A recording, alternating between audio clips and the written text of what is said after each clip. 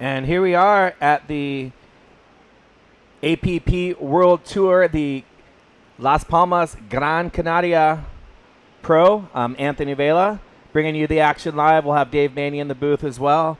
And we've got heat number 1 in the water right now. Current ratings leader Sean Pointer. He's in the water with Fernando Serra Perez. We've got man-on-man heats, 25-minute heats. Surf conditions here today at Las Palmas are absolutely pumping. Las olas son muy grande. A little bit tricky out there as this swell starts to form. Bumpy conditions, and you'll see our surfers out there in the water doing their best. We have 2 breaks in place right now. The long left-hand point break that's way out the back. There's also a little right beach break that the judges are looking at as well. So there's a left, there's a right, and the right-hand point break, the left-hand point break also reforms into a right. So we'll see what happens out there today.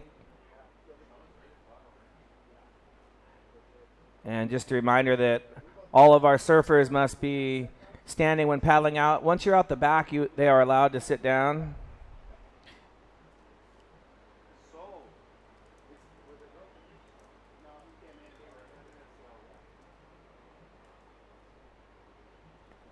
There you see Sean Pointer in red, the winner of the New York Sup Open held in Long Beach. So big thanks to the Scudden brothers for hosting us there in New York, as we've seen Will and Cliff Scudden charging Nazare this last big swell. And there you see some of our competitors lined up along the wall, checking out all the action. And those of you at home watching, it's about midnight, 12:30 actually in Los Angeles. You're looking at 3:30 on the West Coast and 10:30 over in Hawaii. So there you see the Spanish competitor, Fernando Serra Perez. A whole slew of Spanish competitors here at the Las Palmas Gran Canaria Pro.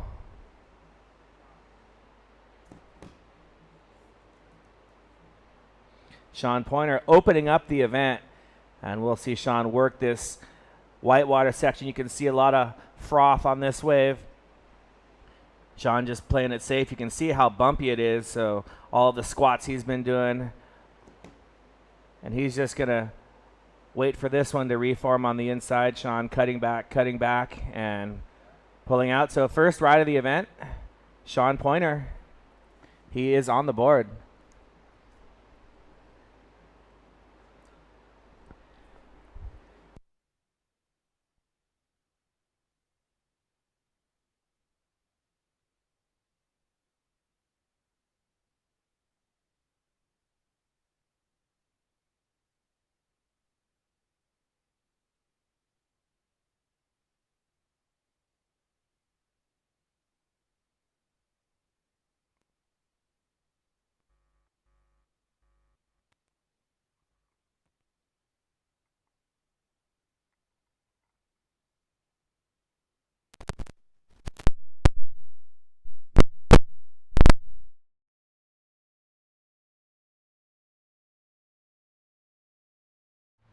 We are live on World Tour Facebook page. So welcome. Thank you all for tuning in.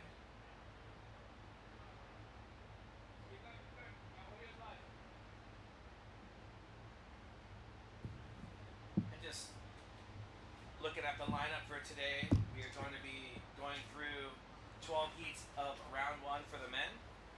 And we have a 12:30 local time call for the women and juniors. So after the 12 heat of first round for men, we will possibly go into the women's first round.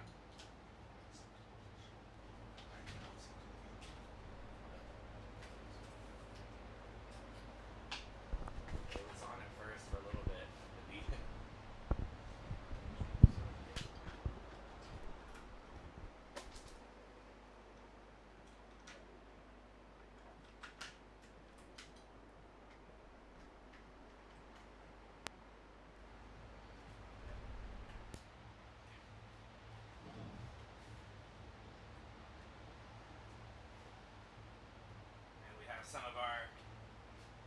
Spanish contingency watching. They're cheering for their favorites like Juan de los Reyes.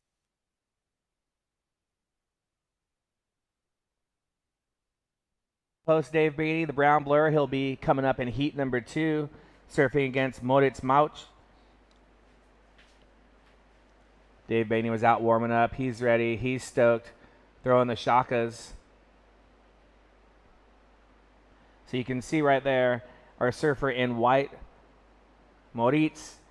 He's hanging more on the inside as Sean Pointer is making his way out to the outside. And you can follow along on the Facebook, APP Facebook page, and we'll also, you can follow all the scores on the Stacked app, STACT. Click on the APP event and you'll see scores coming in. So judges are waiting to lock in the first scores for Sean Pointer and also for Moritz. Excuse me, Fernando.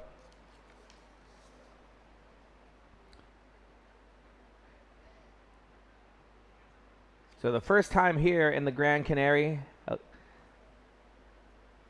Las Palmas is our location for this event. We also have the option of heading over, as you see Sean Pointer paddling over a monster wave. Sean is poised and ready. He's been one of the first ones, if not the first one in the water each and every day. And you can see Fernando Serra Perez dropping into the right hand and pulling out there. So he's going to stay on his feet, paddle back out. 2 different strategies from our competitors. Sean going for the bigger set waves out the back. And Fernando staying on the inside.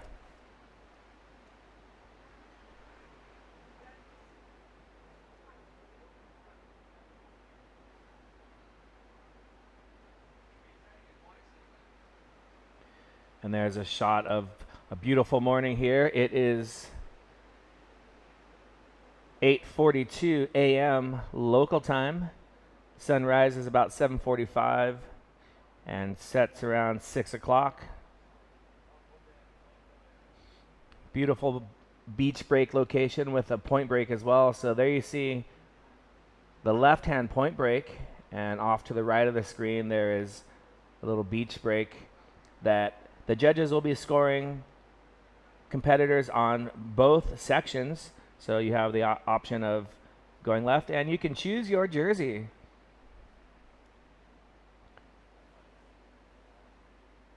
There you see Moritz getting ready in his white jersey. Ew. We've been watching all these competitors warming up during the last few days.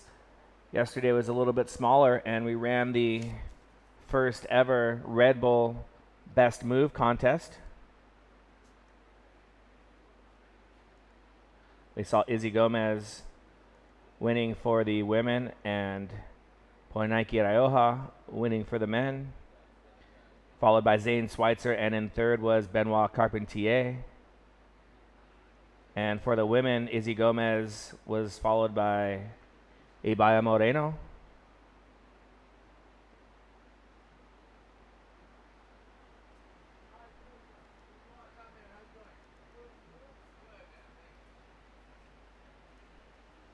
Fernando working the right. He's looking for his first major maneuver, and right now he's just kind of feeling it out.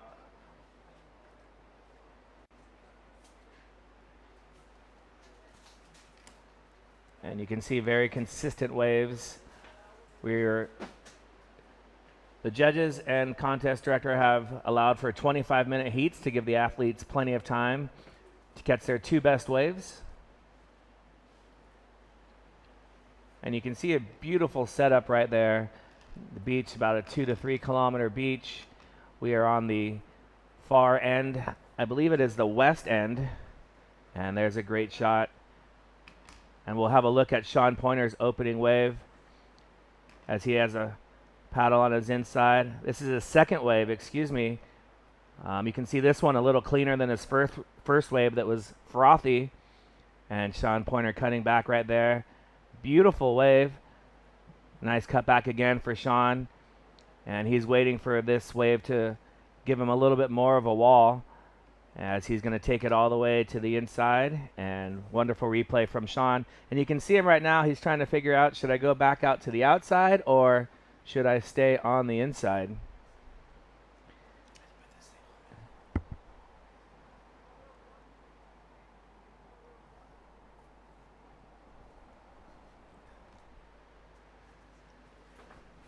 And we're going to be joined by contest director, tour director, head organizer. 13:30. Tristan Bachford's going to be joining us in just one moment. So he's going to give us a kind of a background on what's been happening to help organize this event. And from what we hope, it's going to be the first year of a multi-year, as Sean is now looking at the right. Oh, this is going to be exciting. Sean getting around that first section. Boom! Sending it up onto the lip and just a little bit on his heels on that airdrop back in. But how was that wave? So you can see two options here. And Sean taking advantage up and over and down. Coach Ian Cairns having a laugh right there. Good morning, Anthony. Morning, Tristan. We're all set. You're on? We're on. It's great to be getting underway with the first day of competition. It's great to see the surf pumping. I mean, there's a lot of waves out there. It looks definitely challenging, but it looks like there's some kind of jewels amongst it all, right? Well, challenging is what? And let's take us through Sean's wave, Tristan. Yeah, he looked like really nice setup here. Got up into it, just kind of got a little bit his weight back there. So he was, as he came down with the lip, he was just a little off center. He needed to be a little bit more over his board, but, you know, that was great commitment from Sean there, and you know, this is definitely an easier heat for him comparatively. Potentially, the pressure's not as much on as if he was facing Zane in the final. But you know, these heats all count, and you don't want to make a slip up and fall down early. Yeah, and that's the advantage of being the top seed. You know, we've seen over the years, you know, Kyle Lenny winning the first events, and then the next event, he's got the first heat. You know, has an easier draw. And does his first heat, goes home, and gets ready for the next day. So Sean Pointer is definitely in the box seat right now, and just a little bit late on that turn, but a great preview of the opportunity these riders are going to have for scoring potential. You know, I love these kind of conditions. We get a lot of these conditions in Portugal where, you know, there's a little bit of texture and wind on it, but it's just the nature and the setup on that beach break. It kind of cleans up on the inside, and you can actually drive a nice turn off the bottom and really hit some sections. So you can see that's definitely going to be, I think, the biggest goals today. Yep, and here we are bringing it to you live. Tristan Boxford and Anthony Vela here at the first annual. First annual. You know, we're definitely here for the next 3 years minimum. Bjorn Dunkerbeck, our honorable partner here in Gran Canaria, a great friend from back in the windsurf days with 42 world titles under his belt, Anthony. It's pretty impressive, but it's been a project we've been working on for a few years. We wanted to get this going and really build something here in Gran Canaria on the North Shore. There's so much to offer on this beautiful island, and this North Shore's got like a rawness to it that is really appealing and perfect for, you know, an APP World Tour event. And what a great place to hold the finals this year. We'll be doing this for the next few years. Oh, that's awesome. That's so wonderful to hear, and thanks to Bjorn and Victor and all the local organizing committee helping set up this beautiful setup here. We got the screen in the background showing the live feed and live music every night. So this is awesome, Tristan. So on behalf of the athletes and the fans and everyone, thank you for organizing this, and a great tour for this year and giving us some good momentum going into 2019. Well, thanks, Anthony. Yeah, I think this location's pretty unique. Obviously, the guys have done a great job really integrating the site into the surrounding environment. As you can see in the background there, this is a big bustling city. 400,000 people live in the city. So to be able to have a surf event in front of a major kind of metropolis, at least for the Canary Islands anyway, 400,000 people is a lot of people, is pretty exciting. And Playa de las Canteras that we're right at the end of it. There's all kinds of bars, restaurants, shopping. It's a really cool vibe over here, really relaxed, definitely island pace. And we fit right in, Anthony. We fit right in. So an important question. It's a tradition here in Spain where they, close some of the shops down to take the siesta in the middle of the day. Are we going to be running through, or are we going to take the siesta? The guys taking their siesta, generally it's a reason to go out and surf or watch surfing, so we want to give them something to watch, so we're going through the day, Anthony. Okay, that's great to hear. Chris Freeman says hello, says... What's up to Chris from Black Project Fins and Paddles, making some incredible product over there on the island of Maui. Vanya Torres also watching. Vanya we'll see coming up in the women's later on. Buenos dias, Vanya. We hear our judges giving a warning to our competitor in white, Fernando Serra Perez. So the ruling is the competitors must be standing as they're paddling out. Once they make it out the back, or if there's some sort of safety issues, they're allowed to paddle a few strokes on their stomach and or knees. So it is stand-up paddling, and that's the rule, right? Exactly. We want to keep the integrity of the event. Obviously, there's been a move over the last few years for the boards to get really, really small. And I feel like it's calibrated itself a little bit over the last year or two, where people see there's actually, you're almost putting yourself at a disadvantage going too small. And certainly when you get waves like today, you want to be able to have a bit of foam under your feet to be able to, punch through, but also get into those waves. Some of them are tricky to get into and get into the sweet spot, and then if you miss it because you're on too small a board, that really sucks.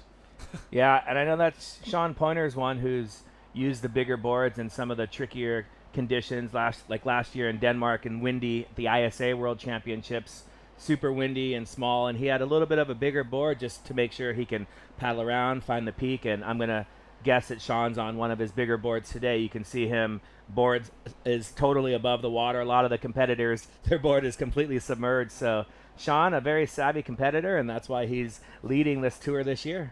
Absolutely, and you can see there's a lot of white water. There's a lot of movement in the water. So paddling on a smaller board, the lower you are in the water, the harder time you're going to have being able to get out to the outside. So that's definitely a consideration for guys getting ready for today's action. I even like a little bit more rail just when when it's kind of tricky and challenging like this and you got to find your spots, just having a little bit more glide and rail, it just gives you an advantage.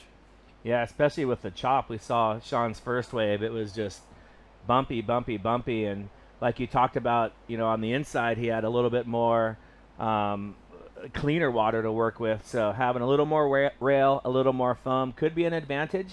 And it's not just surfing the wave, it's figuring out which board to take, which paddle to use, and having a strong enough leash, as we see Sean again on the right. Nice opening turn, nice bank off the top there. So just getting a solid score there for Sean. He needs to get something on his score line there. It's pretty low scoring affair so far. Definitely the competitors feeling out the conditions, figuring out where they can be in the lineup.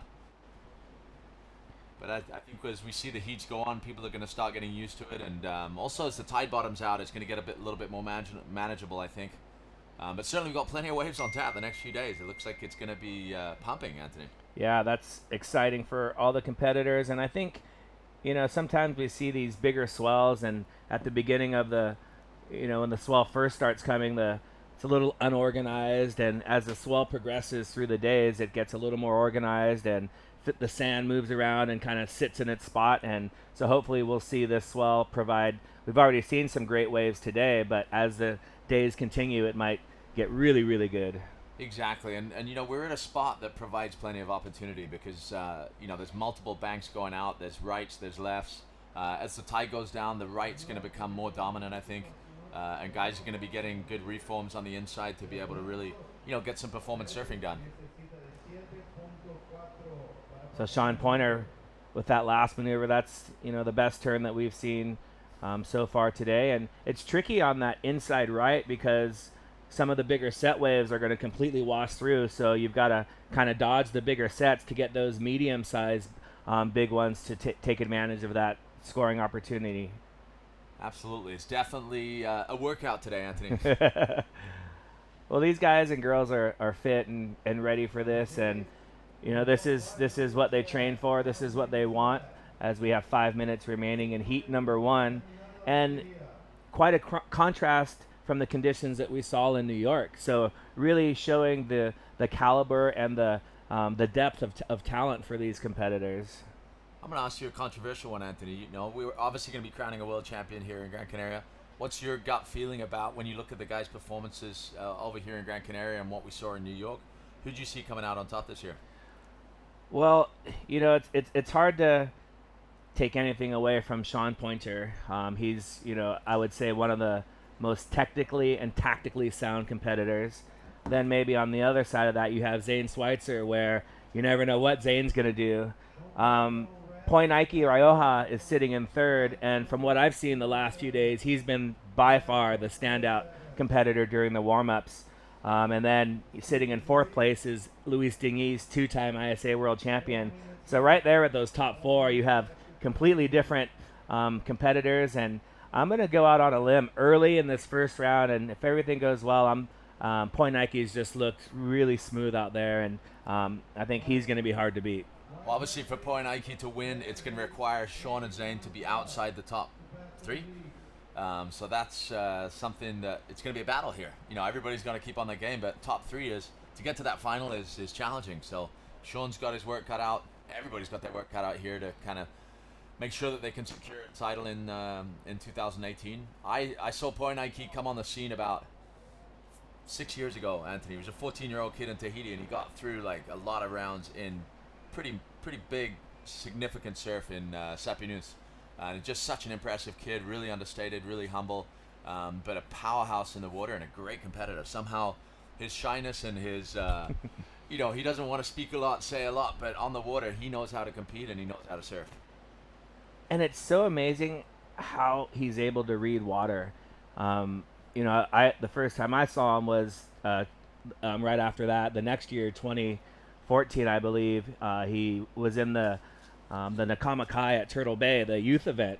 And I remember this wave at Turtle Bay so vividly. He got tubed, came out of the tube with a 360, and then smashed a turn at the end. Then he also competed at the Sunset Beach Pro and made the final as a 15-year-old. And that year, Sunset Beach was bombing, and you saw all the veterans, getting wipeouts. And I remember Poinaiki caught every single wave into the channel and did not fall during any of his rounds. It was incredible. No, it is true. His style is just so unique and so full rail. Like even in Long Beach, when it was really, really small on a couple of days, he was still able to somehow straighten out, go straight up, vertically back into the lip and do some of the most impressive turns of the contest. So yeah, Poinaiki definitely a strong contender here, but as you say, Sean is just such a technician, and he's just really refined his game. He's surfing really well. He's looking really complete. And I feel Zane as well, although you can kind of expect anything from him, you can definitely see some more maturity in his surfing from a contest perspective. And I think that's showing in his results too. And I think Zane's got a strong shot too, and he loves a little bit bigger surf. So yeah, Zane's frothing, and we've seen a progression and growth in his surfing and also in his preparation. As he's getting older and wiser. You see on screen right there, Fernando. He's been in the washing machine out there, and with 1 minute to go, I think he's going to call it a heat and probably be relegated to round number 2. So winner of the heat goes directly to round 3. That's correct. Second place goes into round 2. Yeah, round 2 being the repechage, so it gives him a second chance to get through. But there we see the points layout. Sean Pointer just getting 10 points for his 2 waves, so getting him through easily into the next round. Solid effort there from Fernando, a local kid here in the Canary Islands, putting on a great show. But as you say, Anthony, definitely spending some time underwater there. Yeah. Sean coming in, 30 seconds left, and coming up in heat number 2, we'll see Dave Bainey in red and Moritz Mauch in white. Where's Moritz from? So Moritz is originally a German, but he's grown up here in the Canary Islands. So he's founded his career on good surf out here in the Canaries rather than being in Germany where it's a little more challenging to get waves. So yeah, he's definitely one of the kind of up-and-coming talents here, both in racing and in surfing. And it seems like there's a lot of German, there you see a replay of Sean's highest scoring wave. A lot of foam on that wave, and Fernando, that was his best turn as he tries to find some room to work with. Sean Pointer again up and over. So he's done his job. He's done his job. He's through to round 3, so he'll most likely be relaxing today. In fact, almost definitely. We're looking at definitely I'd like to get the women out today, get round 1 of the women going. If we don't, we'll go straight into round 2, the repechage. But as it stands, we're going to stick to plan, do round one of the women and potentially get a couple heats of kids out if we can. I mean, the kids are so good. They're all competing in the open division, the kids that are competing here. So I think we're going to see a great show from them as well. Yeah, and it's great to have them be able to surf against kids their own age, but then also give them the opportunity to surf against the world's best to kind of see where they stack up. And as we see Dave Bainey, no, that's Moritz. Yeah. Yeah, no, absolutely. I mean, as you just mentioned, Boy Nike and I all have competing in the Nakamakai back in 2015 or whatever it was. And just absolutely sending it with the kids, and then going out and taking down the best in the world on the main stage. So impressive to see this young talent. And thinking of that, Izzy Gomez hasn't been too bad in her young age. Yeah, Izzy Gomez has just put her stamp on this whole tour from day one when she started competing. And I think that Izzy is just the one to beat at every contest she goes to.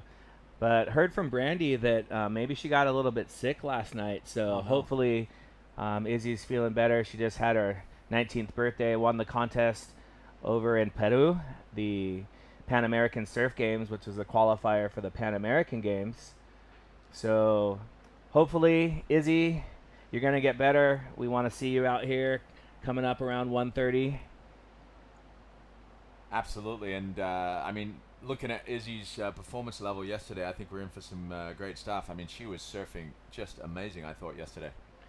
Yeah, and we were, with like 5 minutes to go, I kind of called it Izzy Gomez time because she was kind of quiet, and then she got the score at the end. Ibaya Moreno from Spain was leading the whole way, and then Izzy does like she does a lot of times. If we had all the stats, I bet you, like fourth quarter comebacks in American football. Izzy is like the queen of fourth quarter comebacks at the end of heats. Yeah, I think we need to get you focused on that, Anthony. You can sit in the corner with the stats and work through everybody's performance strategies. Perfect. So Moritz is a great racer, as I said, so he's got a great physical fitness. He windsurfs as well. He's one of those well-rounded kind of athletes. There's a lot of them over here in the Canary Islands. It's a little bit similar to Maui. A lot of wind here. But a lot of waves, so people can windsurf, they can stand-up paddle, downwind, they can pretty much do it all. So definitely a multi-sports island, kind of like the Hawaii of the Pacific. 7 islands. Wow. A lot of diversity between the islands. Wow. A lot of competition between the islands. Yeah. So, it's pretty interesting to see it. Well, not from the islands, from Florida. We're going to throw it down to Sean Pointer and get an interview with the winner of heat number 1.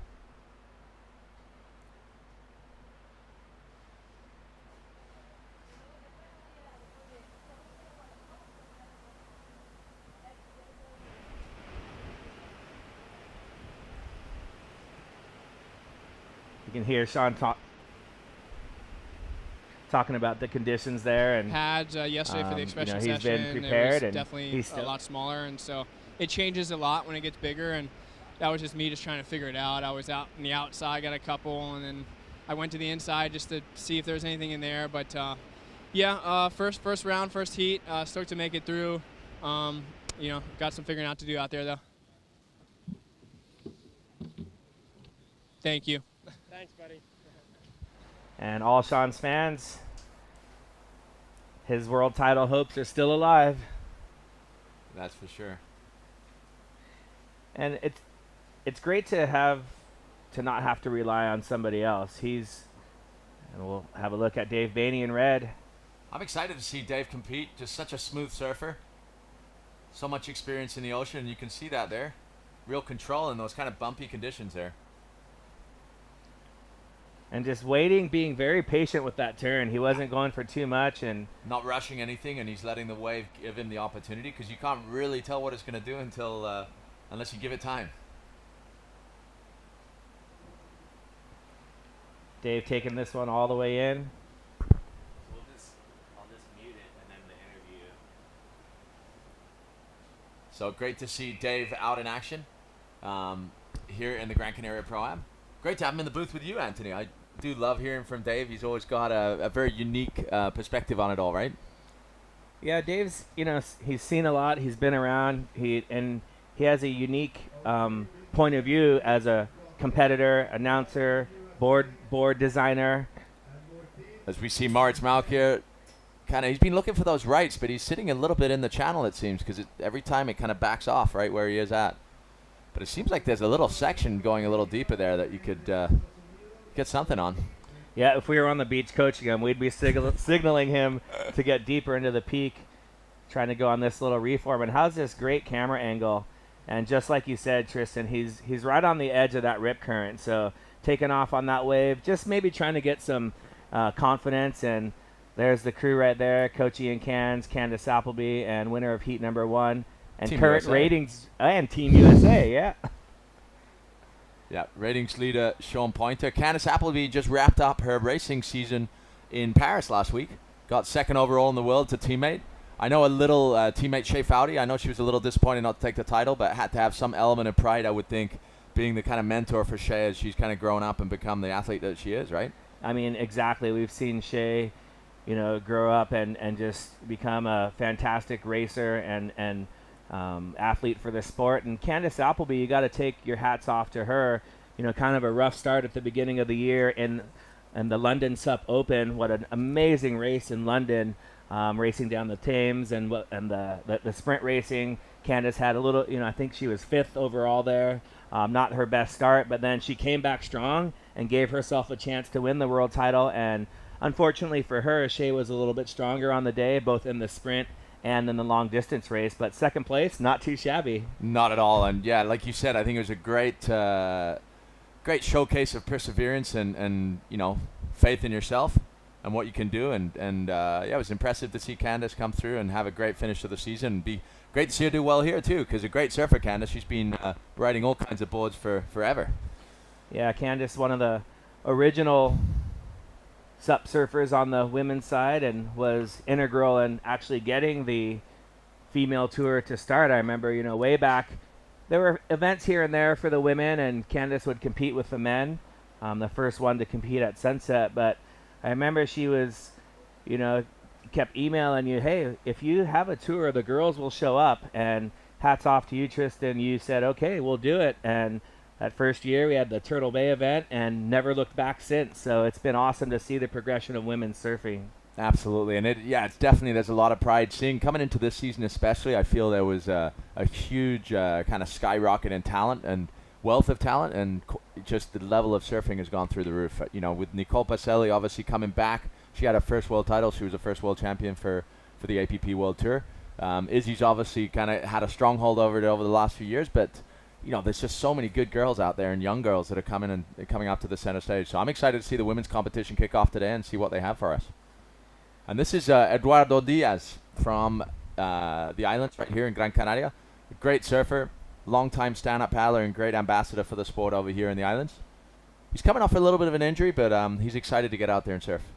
Yeah, and he had a big win in the Spanish Championship last weekend, winning the technical race. And I was talking to him earlier, and he says, yeah, but the racing's okay. It doesn't hurt my knee as much. And, the surfing, he's, as you see, out the back on the right-hand side. That's about 3 kilometers away. So that gives you an idea of how big it is out there. Definitely. Nice-looking wave here. It might line up for Dave Bainey. Really being smart with his selection here. He's getting a lot of waves that are kind of going all the way through. But unfortunately, there's a lot of rip running through that face, so that really not providing what he needed. But here's Moritz sitting in that same zone, it seems, still. Yeah, and it's hard to see from our angle if they're kind of on the inside of the big left, which I think Dave is, and Moritz is on the other side, exactly, on the right. Yeah, I think everybody's riding smaller boards. I have to say, here we go, Moritz. Maybe this might be something. What's he got for us here? Bank off the white water. Nice control there. As this left might reform nicely on the inside for him. Yeah, nice little wall turning up here. Can he get... he didn't hit that end section. Unfortunate. Section avoidance right there. That was section avoidance. Definite section avoidance. I mean, but that would have been, I think, the best combination of the day so far. That first turn was a great turn, and you can see him looking at it, but then decided, hey, I got to save my knees for the rest of the event. So probably a smart move. Right. Yeah, that was definitely the section to hit, and as you said, it kind of reformed just in the right way. He had the nice bank opening turn off the top there. Kept his control well through that. Just unfortunately missing that end section. But yeah, there's definitely a lot of energy in the water, and I think it's we've basically got this through Sunday, Anthony. So we're definitely going to have no lack of waves through the holding period here. So it's exciting to get some size. New York, we had kind of some pristine, really small, but super rippable waves, making for a really technical contest. And here, I think there's going to be a lot of open ocean knowledge that's going to come to play. The guys who have experience at navigating a tricky lineup are going to be the guys coming out on top, in my opinion. And it's going to take a lot of fitness as well. If you catch one of those long lefts, it's going to be a long paddle out. We see another replay. And a lot of foam to navigate on his way back down. You can see him compressing right there, using his paddle to brace and setting up for this next turn. You can see him switch the paddle to one side to the other and then says, I'm out of here. Great replay right there from the guys in the booth. And So Moritz will be racing on the weekend as well. On Sunday, they have a kind of an open SUP European Championships down there in Mogan. Beautiful area of the island. This island's super diverse, a little bit like Hawaii, where you go to a different part of the island and everything changes, which is super exciting. Like in the south part of the island, a lot more long sandy beaches, kind of more desert looking, I would say. Whereas up here, there's more vegetation, there's more greenery. You go around the west side, you got huge cliffs dropping down into the ocean, a little bit more like Molokai and some of the Hawaiian islands. So real diversity here in Gran Canaria, plenty to do and see, and a lot of good waves, as we're seeing here. Plenty of ocean activity. And we're right in the middle of the Atlantic Ocean, just off Africa here. So, any swell coming through the Atlantic, we're going to see it here. yeah, and I think that's the key, is having the diversity to be able to surf in a variety of conditions, because that's what the tour is about. It's not just one wave. It's being able to adapt to any condition on the day, from location to location.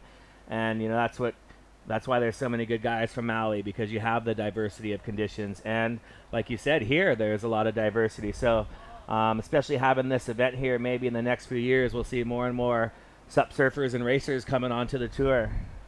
Absolutely. I mean, it's a great training ground here. It's a great place for Europeans to come and escape the winter when it gets cold over in the mainland. So it's nice to come down here. It's not boiling hot in this time of year, but it's super pleasant. We're in board shorts and t-shirt. The water's still warm. You wear a spring suit at best. So it's definitely it's a great place to look to get away that's not expensive to come visit. So definitely should be on everybody's list to want to come spend time in the ocean and some warmth away from the European winter. Yeah, Dave Maney winning this heat with a 4 and a 3. So that first big wave we saw Dave catch, kind of climbing over that first section and milking his way all the way to the inside, earned him a 4, and backing it up with a 3. So Dave Maney looking good in this heat. So you can see the judges definitely recognizing that it's challenging out there. They're giving people props for really picking waves and getting the getting some turns done in the difficult conditions there are. It'll be interesting to see how this swell develops through the day and as the tide affects it. So we got Moritz. This is another opportunity for Moritz. If he can stay in the power source there and he gets a nice reform, this could be a nice inside section. Still 11 minutes 30 to go, so nice long heats, giving them plenty of opportunity to do some turns. So some smooth surfing here from Moritz as he sets up for this closing maneuver. Just comes unstuck there on the floater. Yeah, it's tricky. There's a lot going on the bottom. There's the huge rip current, the sand's moving around from all the swell, and you can see he had plenty of time to set up for that turn, but still very difficult to read that off the lip section. But he did a great job. I'm going to say that was his best wave so far. Yep, I would agree there for sure. Moritz surf's really good, actually. I see he's obviously a little nervous. He came up there not really committing, I think, as much as perhaps he would do in his free surfing for sure. Yeah, I think we can expect some great things from Moritz moving forward, as we just had a snapshot of Camille Bouillet from France. He's actually also from the windsurfing lineage. His uncle is Antoine Albo, who's not got as many world titles as Bjorn, but he's definitely getting close. Oh, yeah? Yeah. So, another powerhouse in the windsurfing world, and Camille and Julien, the brothers, great surfers from France, great representatives for the sport of stand-up paddling over there. So tell us a little bit about your history with Bjorn and kind of the beginnings of this. I know you've been working on getting this event, as we will take us through this replay. A nice flowing surfing there, really nice kind of swooping turns there from Moritz. Unfortunately, just kind of gets a little bit behind the lip there. and then comes unstuck as he comes over. Yeah, he did his best. So yeah, tell us a little bit about Bjorn and your guys' history and how this event kind of came about. Absolutely. Well, Bjorn is half Danish, half Dutch. He grew up here in Gran Canaria, and he started on the windsurfing world tour full time when he was 15. So he's lived and breathed windsurfing for 30-something years. Wow. And he became the most dominant man in the sport and won more titles, I think, than pretty much any sports athlete in the world between the different disciplines. And, he also won overall, which is impressive. So, equivalent to here where we have surfing and racing, he won overall, I think, 13 times. Wow. And individual titles, I think he has 42. So it's absolutely mind-boggling, his dominance that he had. And, so he was known for a little while as a Terminator. Anyway, that's Bjorn's background, because he's definitely a professional at winning. But nowadays, he saw the emergence of stand-up paddling, saw what a magic opportunity it was here for the islands here in the Canaries, particularly here in Gran Canaria, where you got such a diversity of conditions you can hold events in. So he came to me, and we started talking about it. We used to spend a lot of time traveling together back in the windsurfing days, and we were good friends. So he was like, "What do you think? Maybe we could bring something over here." And I thought it'd be a great idea. Having spent a lot of time here competing over the years in windsurfing back, 10, 20 years ago. It was great to come back and look at the island in a completely different light. Interesting, and you guys got Red Bull involved as well, so thank you for that. Absolutely. Well, Bjorn's a lifetime Red Bull athlete. I've had a long relationship with Red Bull as well as an athlete, and obviously, working all the different projects we work with them on. It's such a great brand and such a great supporter of dynamic events that really showcase the lifestyle and give people like the stand-up paddling community something really great, a real added value. So, big thank you to Red Bull for all their support of the APP World Tour. We love having them involved, obviously. And here we have Moritz Malk. This looks like a better wave, actually. Yeah, this is one of the better looking waves that we see, and you can see him just laying back on that first turn, setting up to hit the whitewater, banking it off the whitewater. He'll try and connect it to the inside, not able to navigate those choppy bumps. So that one maybe not as critical as the other ones, but definitely some smooth turns. I think that'll definitely improve his position. There was some nice surfing there. Not the most critical wave, as you said, and it was a little bumpy, but he definitely, he got in some turns there. So we see two different strategies. Dave Bainey with just 2 waves surfed, but a 4 and a 3, and Maritz with 7 waves surfed, and he's trying to better his low score of a 2.1. Experience versus youth, Anthony. Right Experience there. Versus youth. Dave definitely being strategic with his wave choice. He wants to make sure that he has the waves that give him opportunity to put together a couple of turns. It's going to be tricky conditions, so, being able to find those waves that give you the opportunity is really the key here. Yeah, Dave Bainey been competing on the tour for quite a long time. He's had some great finishes over the years, making a few semifinals. I don't think he's ever made a final, and he's using the hashtag Dads on Tour. So, his goals, he's realistic and knows he's maybe not as good as some of the younger competitors, but with competition strategy, that's where your ability your strategy maybe can overcome your ability. So Dave putting that to a test right here in this first heat. Well, absolutely, and I would have to say experience too. I mean, just hours spent in the ocean between all the different craft that Dave rides, which he definitely rides an eclectic range of craft, from foil to shortboard to longboard to stand-up. So, he's someone who's definitely got a huge amount of knowledge in the bank to be able to adapt to any given day on the water. So you never know. I mean, Dave's always he's a great surfer, and he's just got such a great attitude. So. Yeah, and Dave designing boards as well. And just back to Red Bull, I want to also mention, they're a big supporter of the tour, having events, sponsoring this one, also the Red Bull Heavy Water, but also sponsoring a number of athletes. We've got Arthur Arutkin here. We've got Kai Lenny, who didn't make this trip because there's some big swells back home. Izzy Gomez, Red Bull athlete.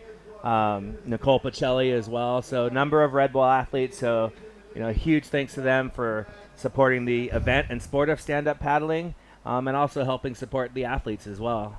Absolutely. They see it as a great upcoming sport.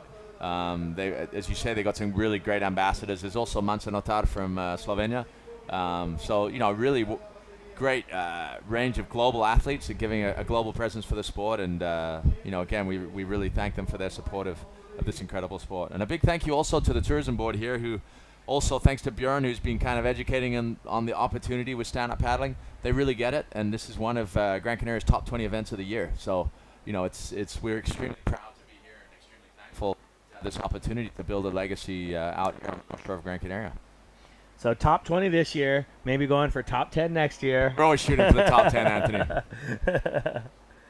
Bjorn, a professional at winning. I love that. Exactly. Actually, it's interesting. He was down in Namibia a couple of weeks ago. He's now focused on speed sailing, so he's trying to break another world record for speed sailing on a windsurfer. Wow. So they're going. His top speed, I think, in the last efforts was like 98 or 99 kilometers an hour. So that's 55 or 6 knots, or 60 miles an hour, bro. Almost 60 miles an hour. That is mind-blowing. Yeah. And we saw Marit's last wave coming in at a 4.3, so he's only looking for a 2.7 to move him into the lead. So not a huge score that he needs with just under 4 minutes to go. So Dave Vaney's got to try and better his low score of a 3. It's definitely anybody's game still. I mean, Dave definitely wants to get a better wave to feel a little bit more comfortable at this stage of the heat with just 3.5 minutes to go.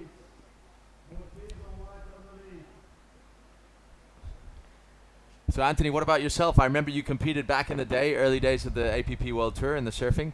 Any thoughts of putting your hat back in the ring to compete? Or I would love to, but I'm stuck in the booth here, and it's, every athlete goes through transitions in life, and, there's so many good young kids, and it was great competing and had some fun surfs at Sunset Beach. Made it through a couple rounds one year. And caught some of the biggest waves of my life on a sup, and what a great experience for us athletes to be able to surf at places like here and Sunset with the safety crew, with minimal people in the water, as you see Poinaiki Rioja, and just to mix it up with the best in the world. It really is something to cherish.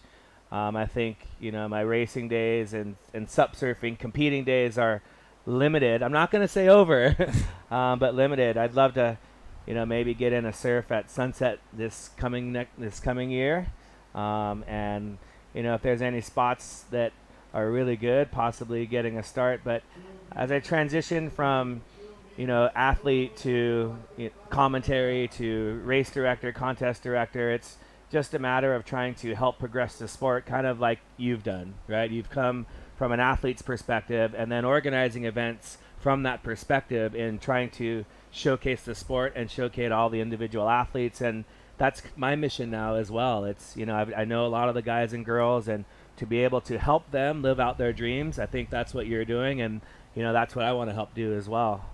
Well, that's awesome, Anthony. Well, we're certainly excited to have you on board as our official race director and contest director for the APP World Tour. Been doing a phenomenal job this year. I know you had a great time over with the ISA Worlds over in China as well. Yeah, that was, just an exciting event, and it's, wonderful to be part of the ISA and the APP, the two working together, the ISA supporting the APP World Tour as well. And yesterday, Dave and I were talking about some of the athletes that did all 3 events that we've had recently. So the ISA Games, World Championships were in China. And then the following event, there was the Pan American Surf Games, which is under the ISA banner, qualifying for the Pan American Games. That was in Peru. And then now the Las Palmas Gran Canaria Pro. We managed to squeeze in Paris in between that, too. And Paris in between as well. So, a number of the athletes, or a few of the athletes did, all of those events. But most of them chose not to. Dave Maney looking for one more wave to end his heat. Just approaching 30 seconds to go. Heat number 2, round number 1, final stop of the APP World Tour. Yeah, it was suddenly a supercharged back end to the year this year. As we see Moritz Malk looking for a last opportunity. Nice flowing turn. He's definitely got some smooth surfing, Moritz. Looking for something more on the inside, hoping to get a closing turn that'll give him the chance to to get the score he needs here. It doesn't look as though this wave's going to give him what he needs, though. Really backing off there. I think he really needed that inside section. Without that last turn, not sure it's going to give him only the low score that he needed. But a great showing for him in the first round. Absolutely, and he's always got the repechage to make it back in there. So great performance there, as we see here. Nice. This is Martz's one of his opening turns. He was sitting in that spot where it wasn't really giving him what he needed, whereas Dave really sat further to the left and was getting the waves that were linking through to the inside a little more. Yeah, and that first turn by Dave was smooth, and here's Maritz's best turn right there, redirecting. And had he hit that second section on that wave, he would have made the heat. I think the result would be different. Yeah, I think you're absolutely right. And so now we got the next heat up is Camille Bouillet from France and Eduardo Diaz from the Canary Islands. So this should be a good showdown here. Camille, one of the great young talents coming out of France. And his brother Julian not making the trip here, or he is. He's further down in the draw here. He's actually in the next heat. Oh, there he is. Yeah. So both of them spurring each other on, partners in crime, so to speak. As we see action right off the back. This is Camille getting busy right away. And with the windsurfing background, he's going to be able to navigate those bumps. Nice smooth surfing as he heads left, redirects right. Nothing super aggressive, but stayed on his board and got a couple of turns in, so it's at least going to give him a score on the board. Exactly. Get a little bit of confidence right out of the gate. So, Anthony, you were in Paris. What was your perspective of seeing 800 people jump on the River Seine in a freezing cold morning in December?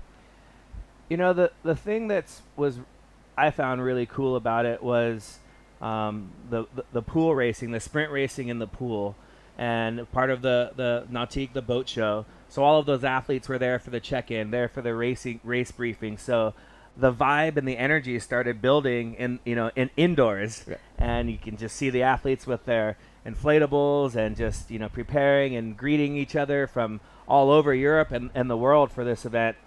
As we'll watch Eduardo Diaz on his first wave, and he's on the right, just missing the grip on his paddle. But then the energy, getting back to France, you've got to get up early before the sun. A lot of the competitors have to blow up their boards, and I mean, some of them are getting there as early as 5:30, 6 o'clock in the morning to prepare for an 8:30 start.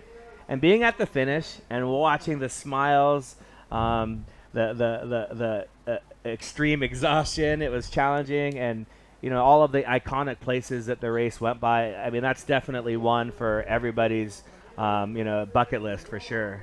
Yeah, it's a cool event, and just 800 is just a number until you see 800 stand-up paddlers on a small stretch of river. It's a lot of people, and logistically, it's a real undertaking. That's just extreme amount of traffic. We were obviously trying to run the live broadcast, and our live broadcast boat got caught behind the pack, and they couldn't get through because it was just thick with people. So it's pretty cool to see that mass participation in the sport of stand-up paddling is alive and well. They had over 2,000 requests for entry this year and capped to 800. Yeah, and it's interesting what they did with the progression of this event, where they started with 100, and their goal is to add 100 competitors each year. So then there was 200 and 300, 400. So in the 8th year of the event, there was 800, and in 2 years they'll be to 1,000 competitors.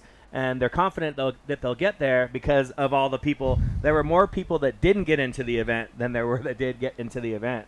Exactly. And, we're definitely adopting that kind of strategy in the different areas around the world. We're actually releasing our schedule today, Anthony, so for the year, which is definitely an exciting moment for us as we kind of really expand on that City Paddle Festival approach that we kind of put together last year, starting with London and then going on to New York.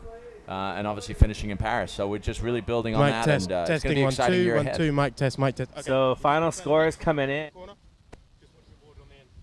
Moritz.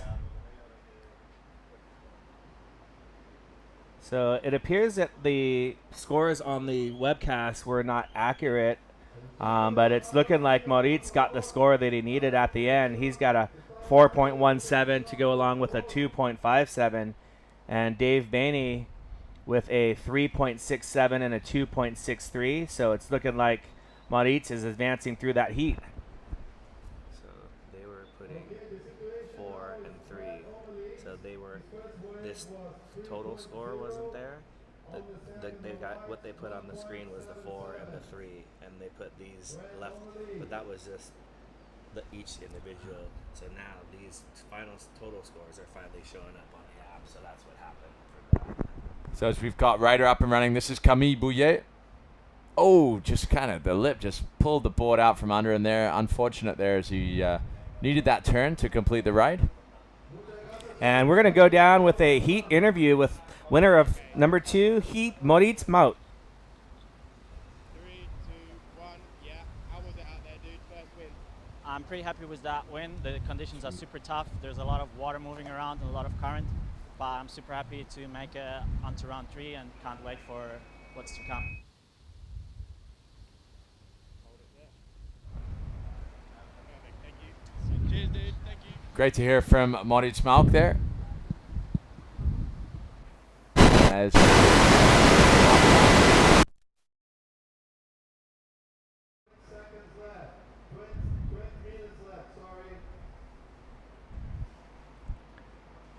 Heat 3, round 1, and 20 minutes left in the heat. And both riders with a score on the board will get you scoring updates. here we see Moritz Malk with a little bit of a post-heat strategy discussion there in front of the athlete area. His coach is saying, you should have hit that last section on the one wave. Exactly. So we got some exciting heats coming up here. We've got from Brazil, Leonardo Jimenez, Julien Bouillet, and Pablo Valencia. And then Frenchman Alexis Daniel. He had a great finish in New York, so he'll be looking to kind of build on that. Coming up against Luciano Martins and Carsten Kermes from Germany, who's been another big supporter of the stand-up paddle movement here, well, globally, but particularly in Germany, obviously, working with Starboard to grow the sport over there. And then Luis Diniz, the high flyer from Brazil, finished 3rd over in New York, just won the ISA Worlds, and was looking on point yesterday in the best move competition. As we see Eduardo Diaz working his way down the line, wanting to try hit this end section here, but he's kind of getting a little caught up with all the water moving there. So definitely difficult conditions still.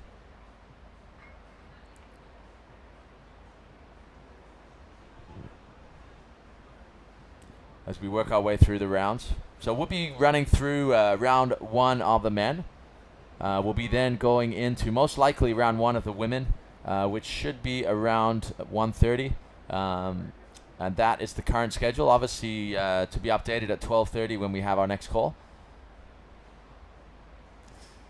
As it's still a cloudy morning here in Gran Canaria. We're anticipating the sun come out, and it really starting to warm up through the day. But a great promenade for people to walk down, check out the action, and see what's going on here in Las Palmas de Gran Canaria.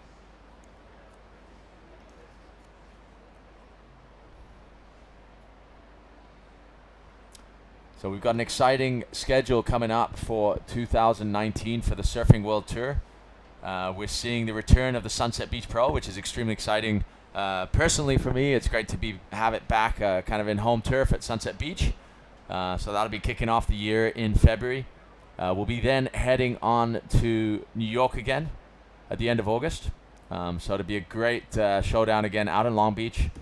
We had such a great experience there this year, and we're excited to kind of build on the New York SUP Open and the complete event that it is. We'll then be heading on to an all new location in November. It will be in Barbados, so we're extremely excited to head out to the warmth of Barbados for the 3rd stop of the Surfing World Tour in 2019. And then we'll cap it off once again here, returning back for the World Championship Finals in 2019 here in Las Palmas de Gran Canaria. So we have a great year ahead of us, so I'm excited to see that come to fruition in 2019. And then we have a full schedule for the racing, so we are going to be releasing that schedule officially today as we return back to London in May for the London SUP Open and build on the legacy that we started there in 2018 earlier this year. We'll then be going on to New York again with that iconic Round the Statue of Liberty race. It'll then be on to Japan. So we are returning to Japan. More details to follow in that official release later today. Anthony, I was just running us through the schedule for 2019. So just to recap on that, so that you're up to speed. For the Surfing World Tour, we have starting at Sunset. So we're back in Sunset in February, which is extremely exciting. Obviously the first event for the Stand-Up World Tour, as it was named back then, starting back in 2010. We took a break this year, a breather, as we kind of restructured everything with the APP World Tour, and now we're excited to return home in February next year. We then go on to New York at the end of August. So returning to the Scudens home base out at Long Beach. So we're excited to go back there. It's such a great community. We then go to Barbados in November. So we wanted to be able to wear some board shorts. We wanted a high performance wave. Soup Bowls is actually the wave. So an incredible wave on the east coast of Barbados. Really consistent, just a really high performance wave with barrels, turns, everything on offer. And then of course we're coming back here for the final in Gran Canaria in December. So real nice lineup of events for 2019 as we see a resurgence in the stand-up paddle surfing part of the sport. And then racing, we're going back to London to kick off the tour in May this year, a little bit earlier than last year. We've got a really amazing venue for the base of the event that the way it's been built over the last few years, it's got between 40 and 60,000 people attending through the weekend. So we're really excited. More news to come on that with the official release. We then move on to New York again, back to New York at early September in Manhattan. And then, of course, we have the sprint racing out of Long Beach. And then we go on to Japan. We're returning to Japan after a year away from Japan. We're extremely excited to be back there as we've got live action here. This is Camille Bouillet. Nice set. Just kind of gets caught behind there. Hoping for some reform action, but a lot of bump on the face as he's trying to kind of just wait for this wave to do something. Unfortunately, kind of caught out there. So a lot of energy in the water, and it's not giving a lot of opportunity, which is challenging for the athletes. Yeah, very challenging as he's doing his best to make it. You can see this one's going to kind of double up and maybe not give him the opportunity, but he's kind of on the back half of the double up, throwing down a couple of turns. But I think there were some major points missed out the back as he was trying to, I think, get ahead of that section. But that first whitewater, I feel like he could have done a nice turn there and maybe kind of given him speed for a second turn. So there's, with the opportunities you have, it's round one. You got to go for it so you can get into round three. You do. Especially you want to conserve energy at this point. It's going to be a long few days of competition. It definitely looks like that opening section gives opportunity, but then it backs off pretty quickly afterwards. So there's no point racing to get to an elusive turn you're not going to get because the thing's going to back off. You got to hit the section when it presents itself. So definitely a good learning lesson there for Camille. But his surfing looking smooth though. I think if he can get the right canvas, he's going to be able to get some good scores in this heat. Yeah, and he's currently in the lead as we have a look back at this is the reform on the inside. You can see him adjusting his feet there, setting up for this turn.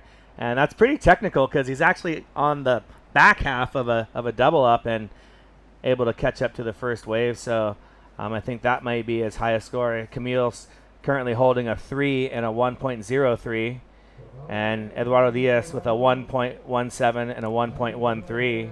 So close heat, and anything into the good or excellent range is gonna really, really send your scores very high and make it almost impossible to not win the heat. So I think as we get through the rounds, we'll see some good to excellent scores later in the day. Scores low for these first couple heats as the athletes kind of figure out where to sit and which waves are going to be the highest scoring waves. Absolutely. So Eduardo Diaz looking a little tired there, coming in on his belly. I wonder if he's hurt himself or... Yeah, he may have hurt himself, and our fans tuning in to the APP World Tour Facebook, we've got Fred cheering for Camille Bouillet, and also Hugo is cheering for Edu Diaz. So we've got fans for each of these competitors. Oh, and it looks like he's hurt his knee. This is not what we want to see. The lifeguards are right on it, and they are going to give him some help. So we talked about it earlier. He was nursing a knee injury and didn't want to forego the event because it's in his hometown. But we hate to see this sort of thing happen. If we can get some people down there to help with the board, and Eduardo Diaz looks like he's re-injured his knee. Oh, that really is disappointing for the local talent here in the Canary Islands. Oh, he looks in a lot of pain too, so let's hope he didn't make it much worse. Oh, I can feel it up here, and I'm thinking that's not the... Oh, he is just in a lot of pain, so we'll get our medical staff down there and have a look at him. I think he's probably in a lot of pain, but probably a lot of frustration because he's been nursing it, and he was on the fence, and he took the decision to go, and that's unfortunate. Yeah, and sometimes discretion is the better part of valor, and you'd hate to second guess anyone, but it's pretty big out there. It's pretty tricky and really bumpy. Right. And I'm gonna say maybe it wasn't the size, but it's you go over one little hop, and that next hop you're not ready for, and this is just heartbreaking to see the pain that he's in. And we're gonna send our thoughts and prayers out to him and his family, and to the medical staff that's going to be taking care of him. But that's going to definitely set him back a little bit. So going back to the schedule, Anthony, we got all our way over to Japan. So we will be in Japan in September, later in September next year. And then, of course, we're coming back for the PPG, so an event you're very familiar with. We're really looking to grow that event with the team over the Enthusiast Network, so that's an exciting partnership we have for the coming year. Then, of course, we return to San Francisco for Red Bull Heavy Water. And the exciting new addition for 2019 as well is closing the year in Rio.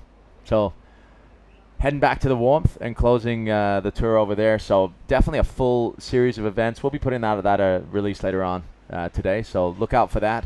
You'll be able to see it all at appworldtour.com and on our Facebook page, obviously, APP World Tour.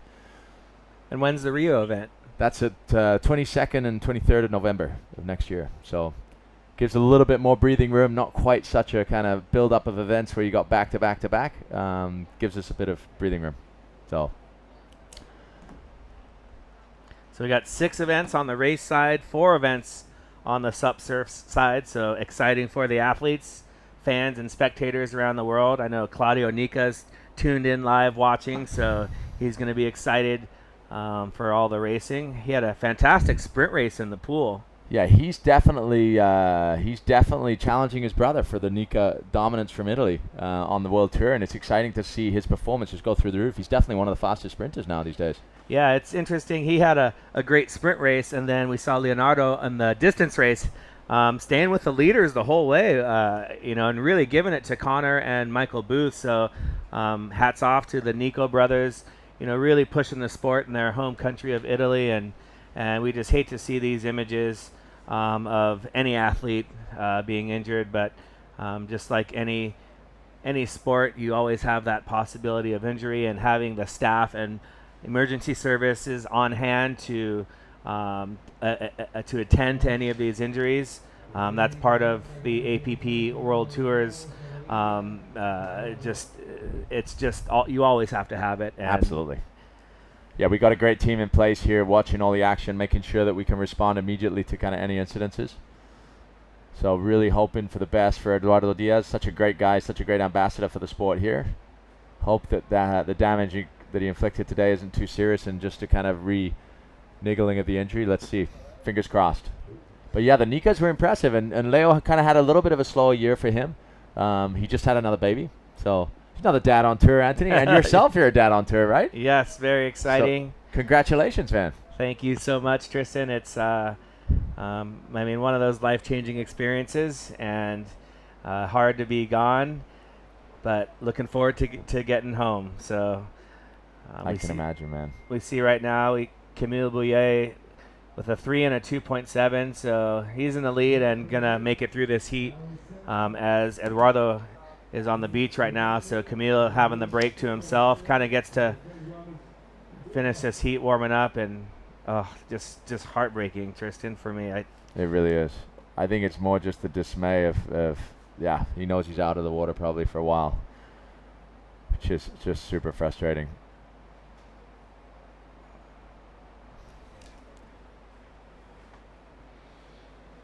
So if you guys are watching on the appworldtour.com site or on Facebook Live, feel free to send us your questions, your comments, and this one's a good-looking wave. Tristan, take us through it. Yeah, Camille really getting a nice one here, really clean, open face to do some turns. And it's got a nice reform section on the inside. Nice, though. Gets a little bit of air off the lip there. Unfortunately, comes unstuck, but that was one of the better waves we've seen in terms of the setup, right?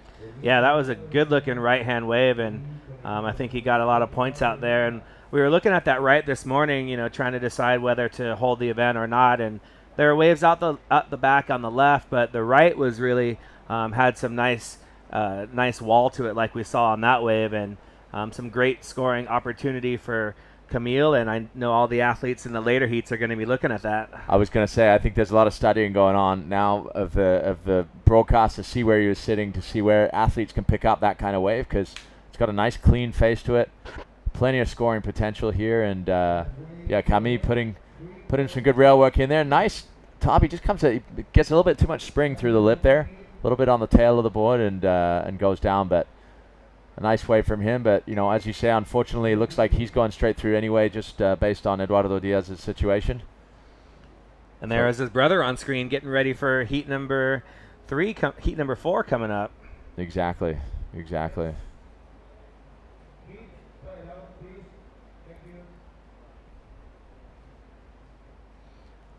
So 4 minutes, 32 seconds left.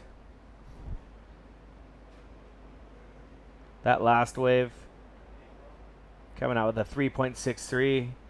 So in the next heat, we'll see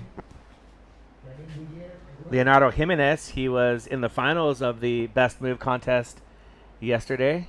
Yeah, Leonardo is a new face from Brazil. If you come here trying to get into that one, just really not doing it.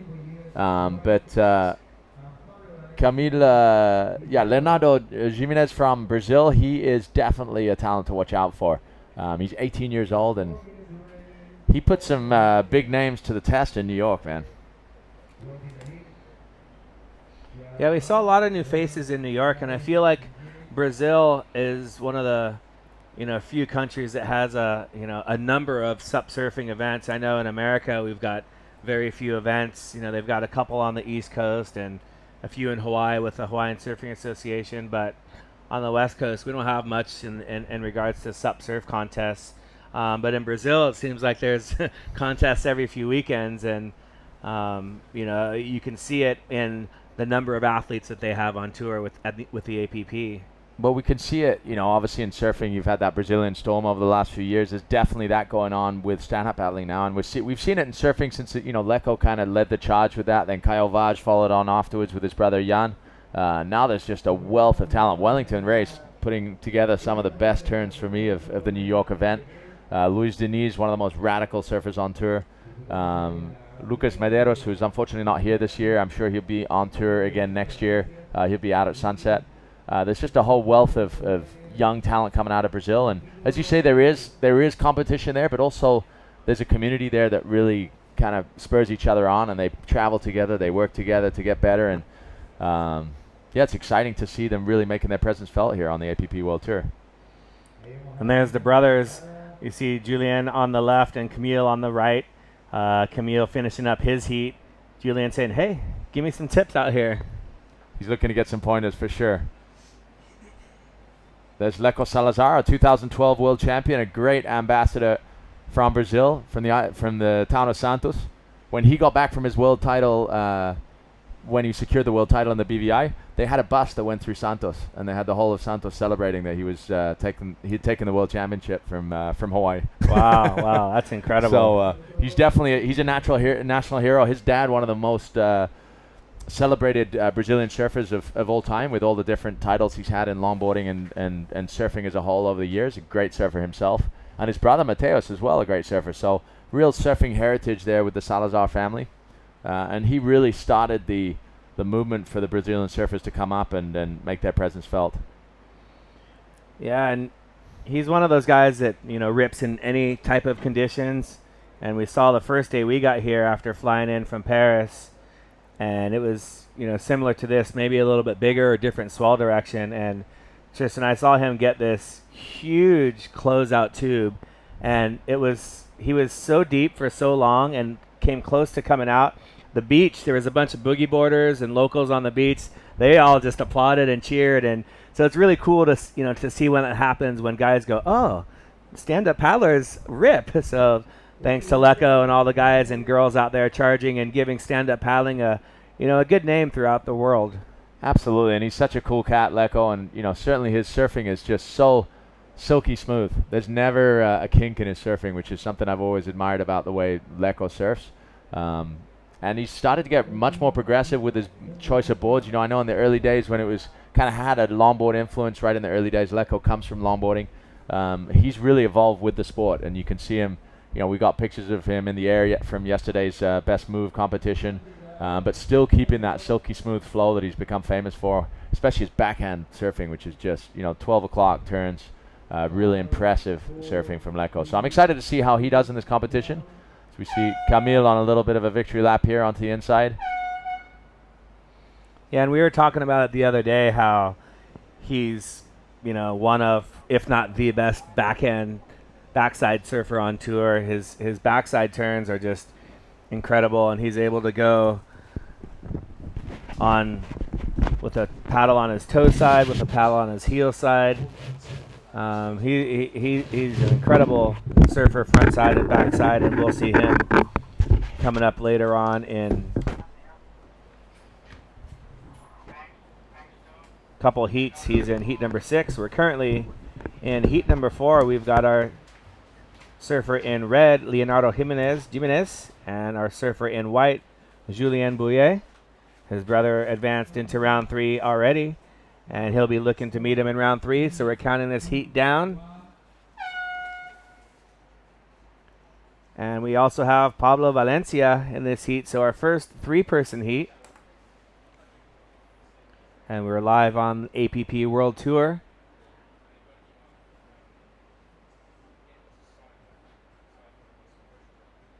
Thank you to Renato and Hugo Suarez for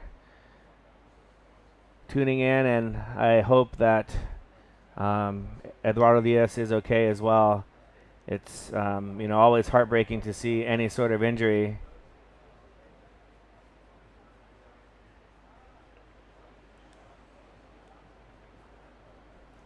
And so here is Julien. He's going to get his heat started and try and make it through this deeper section to where this wave will stand up and allow him some opportunity. And you can see how bumpy it is. The water's moving out very swiftly in that rip current.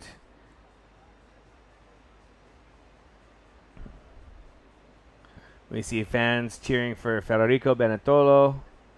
Martino Rogai is tuned in, going for his fellow Italian compatriot, Federico Benetolo. He'll be coming up later in heat number 8, so just a few more heats, Martino, and you'll be able to see him. And here we see right there, that's Leonardo Jimenez. So he's got a nice looking left, and you can see this wave is going to double up right here on the inside, off the bottom, straight up off the top. Leonardo's going to go right after this left and getting in a number of turns. So Leonardo Jimenez really showing the opportunity that's out there today. One of the longer waves that we've seen with several turns. So he's going to be stoked opening up his heat.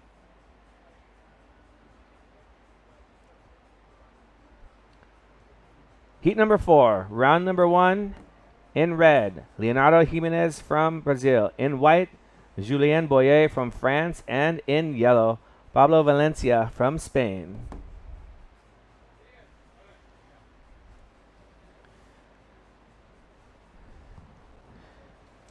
Thank you very much, Martino. We're doing our best here to bring you guys and girls all the action around the world. So I know we've got people tuning in from Italy, from England. Sup Junkie says it's about 9:15, 9:54 in England, and it's a little bit early in the morning on the west coast of the United States. Hopefully everyone will be tuning in once they wake up. We'll have a long day. We're trying to run through 12 heats of the first round for the men, and for the women,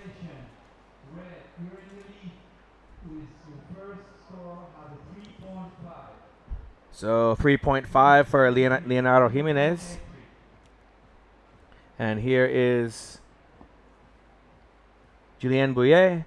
And right after this wave, we're going to send it down to the beach for an interview with the winner of heat number 3, round number 1, Camille Bouillet from France. Yeah, 3, 2, 1, we're on you. Yeah, how was the waves out there? Yeah, the waves are good. There are many big waves, but difficult. And it's good for me. I win, so I'm happy. And it's a good event. Let's go. What a great attitude. He said it's good for me because I won. And I think it's just there's waves. So you can only be excited about having waves in a contest. You know, sometimes in events you show up and it's kind of small or kind of flat. So they may not be perfectly lined up waves, but there is opportunity out there, and somebody's got to win.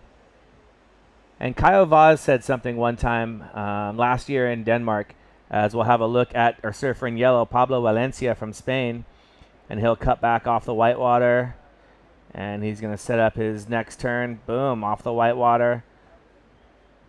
He's in that deep section right there, so he's going to try and hop his way to connect with the right, and he's got to get over the double up right there and just not able to connect. So Kyle Vaz, as we see Leonardo on another one, picking off some great waves right here. Double pump off the bottom and just a little bit too high on that top turn. In Denmark at the ISA World Championships, Kyle, after his heat, they were interviewing him, and you know, in his broken English, he said something very poignant. He says, if you think the waves are bad, then they're bad for you. And it makes so much sense. You know, you can have different outlooks on the waves, and you can show up to the beach and say these waves are terrible, or you can show up to the beach and say, hey, I'm going to go find 2 scores out there in the surf. And I think that's not only an approach for surf contests, but for life as well. So we're missing Kyle Vaz here, but he's had a couple of long trips representing Brazil in China and in Peru. And Kyle Vaz, one of the standouts here on the APP World Tour for many years, and one of the original members of the Brazilian contingency. So last score for yellow was a 2.6. Pablo Valencia with a 2.6. So we're going to have first place going straight into round number 3. Second and third place will be relegated to round 2, the repecharge round. And each competitor will have at least 2 opportunities to surf, as we have just under 20 minutes, 18 minutes, 20 seconds to go in heat number 4, round number 1.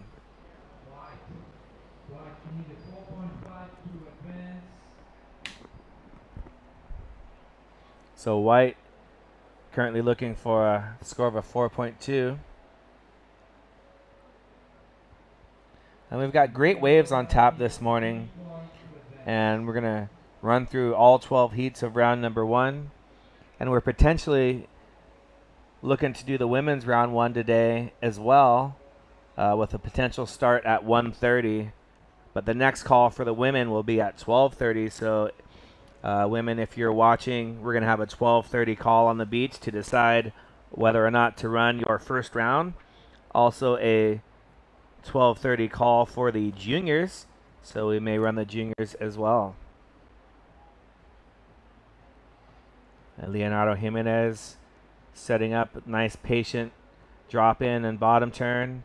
Nice mid-face carve right there. He's going to transfer his paddle to his heel side. Nice carving cut back. And now he's got to do the Huntington hop. And he hops right off that wave. So the current heat leader, Leonardo Jimenez, milking that wave for all it's worth.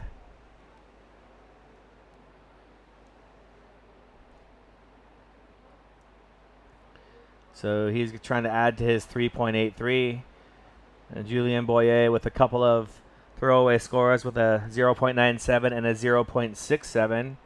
And currently Pablo Valencia with a single wave score of 1.33.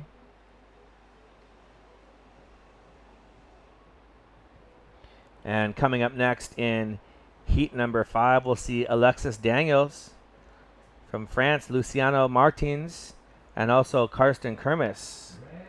Red, you extend your lead with your last score at 2.37. So last for red, 2.37. So extending his score.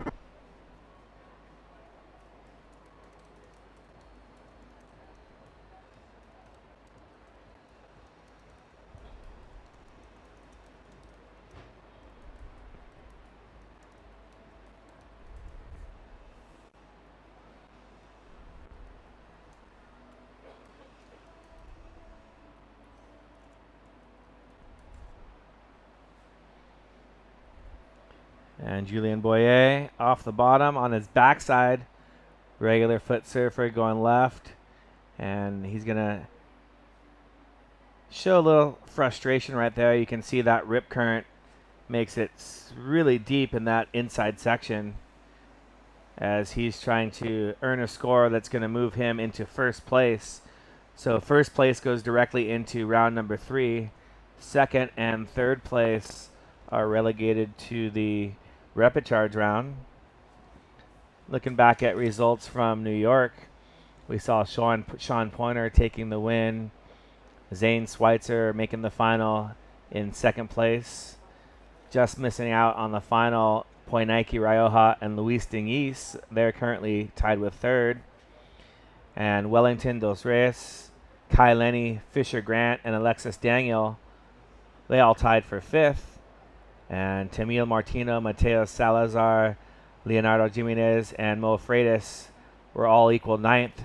So with the exception of Mateo Salazar and Kai Lenny, everyone in that top group is here in the Canary Islands for the Las Palmas Gran Canaria Pro. Bienvenidos a todos. Están mirando ustedes el segundo lugar en el APP World Tour. Me llamo Antonio Vela. Soy de América y las olas están muy grandes y muy difíciles, pero las atletas son el más mejor en todo el mundo. El surfer en amarillo es Pablo Valencia de España y Pablo en el segundo lugar. Pablo trying to better his score to move into the advancement position. He's looking for a 3.7 in order to take the lead.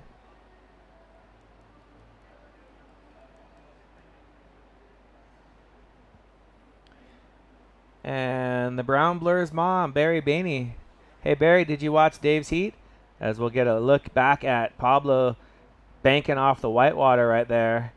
Another carving cut back. And he's looking left, he's looking right. He's trying to find that section that's going to give him an opportunity. And unfortunately for him, it just kind of mushes out. And Julian up and over, sliding the fins. A little chop hop showing his excitement right there. He's got 12 minutes and 45 seconds, and that score is definitely going to improve his situation. Y estoy esperando para mi amigo David. David está listo después de su hit. Y en segundo lugar, David, muchas olas buenas, pero no advance into the next round. And watch this turn. You can see Julian setting up. He's eyeing the lip. Comes off the bottom. Extends with that back foot. Slides the fin out. Uses his paddle to come down. And you can see that chop hop. That was kind of a no claim right there. And there's the camaraderie of our next heat coming up. Alexis Daniel in red, Luciano Martins in white, and Karsten Kermis in yellow.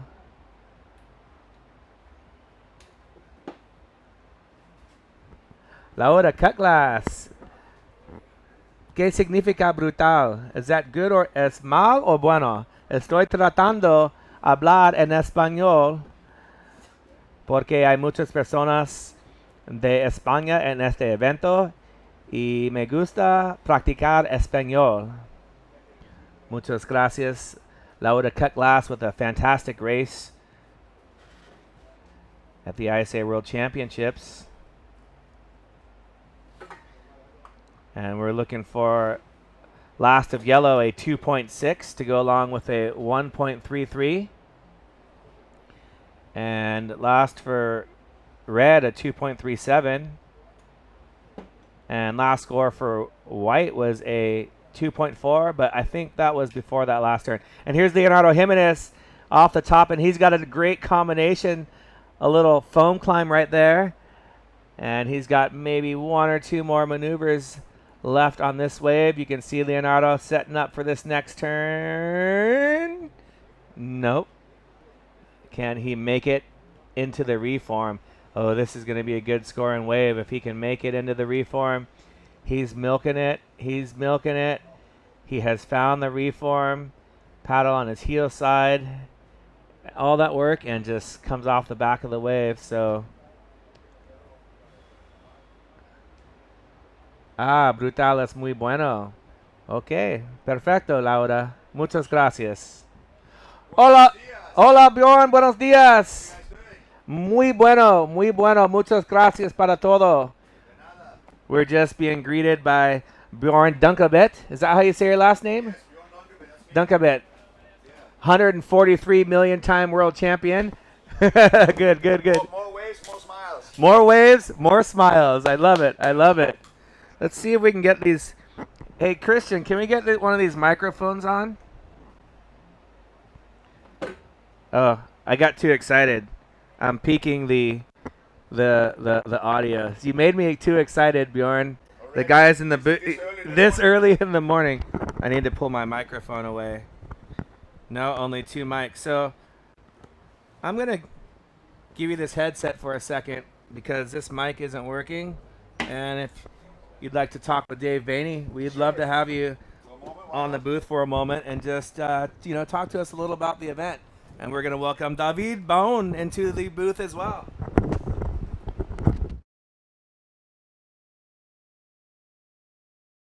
Everybody. How you doing, Bjorn? You wake up early today? Yes, I was actually up at 6:30 because I had to take my friend Patrick from Red Bull International back to the airport. Then I dropped my kids at school. And I dropped my wife at the airport as well. Because she's going to the mainland for a gymnastic competition of my two daughters, which are competing in Spanish championships on this weekend. There you go. Congrats on that. Now I'm here. Yeah. Well, hey, you've had a busy. You've had a full day already, and it's not even done, it's not even lunchtime. But yeah, it's good to have you in here. So tell us a little bit of your involvement in this event today. Well, I'm the organizer. I've been actually doing a stand-up paddle event for the last 3 years. A race event in the south of the island in Gran, which we're going to have this weekend as well. It's a pro-am open for everybody. And the main goal was definitely to get the wave event here in Las Palmas because we have a north shore just like Hawaii. Yep. And we actually call the Canaria Islands and Gran Canaria the European Hawaii. Yeah. And hopefully the wind is going to go a bit east, and then it gets all glassy and offshore, and the waves clean up a lot. But at least we got some size today. Yeah, there's definitely size. I was in heat number 2, and I spent a lot of that heat underwater. But it's good to have some swell, and so that's cool. So you're doing a surf event this weekend, and you're doing a race next weekend. No, this weekend as well. In the mornings. This weekend as well. Saturday cool. morning is going to be technical races in Mogan. First, we start with the kids at 10 o'clock. Then we have the amateurs short course at 11:15.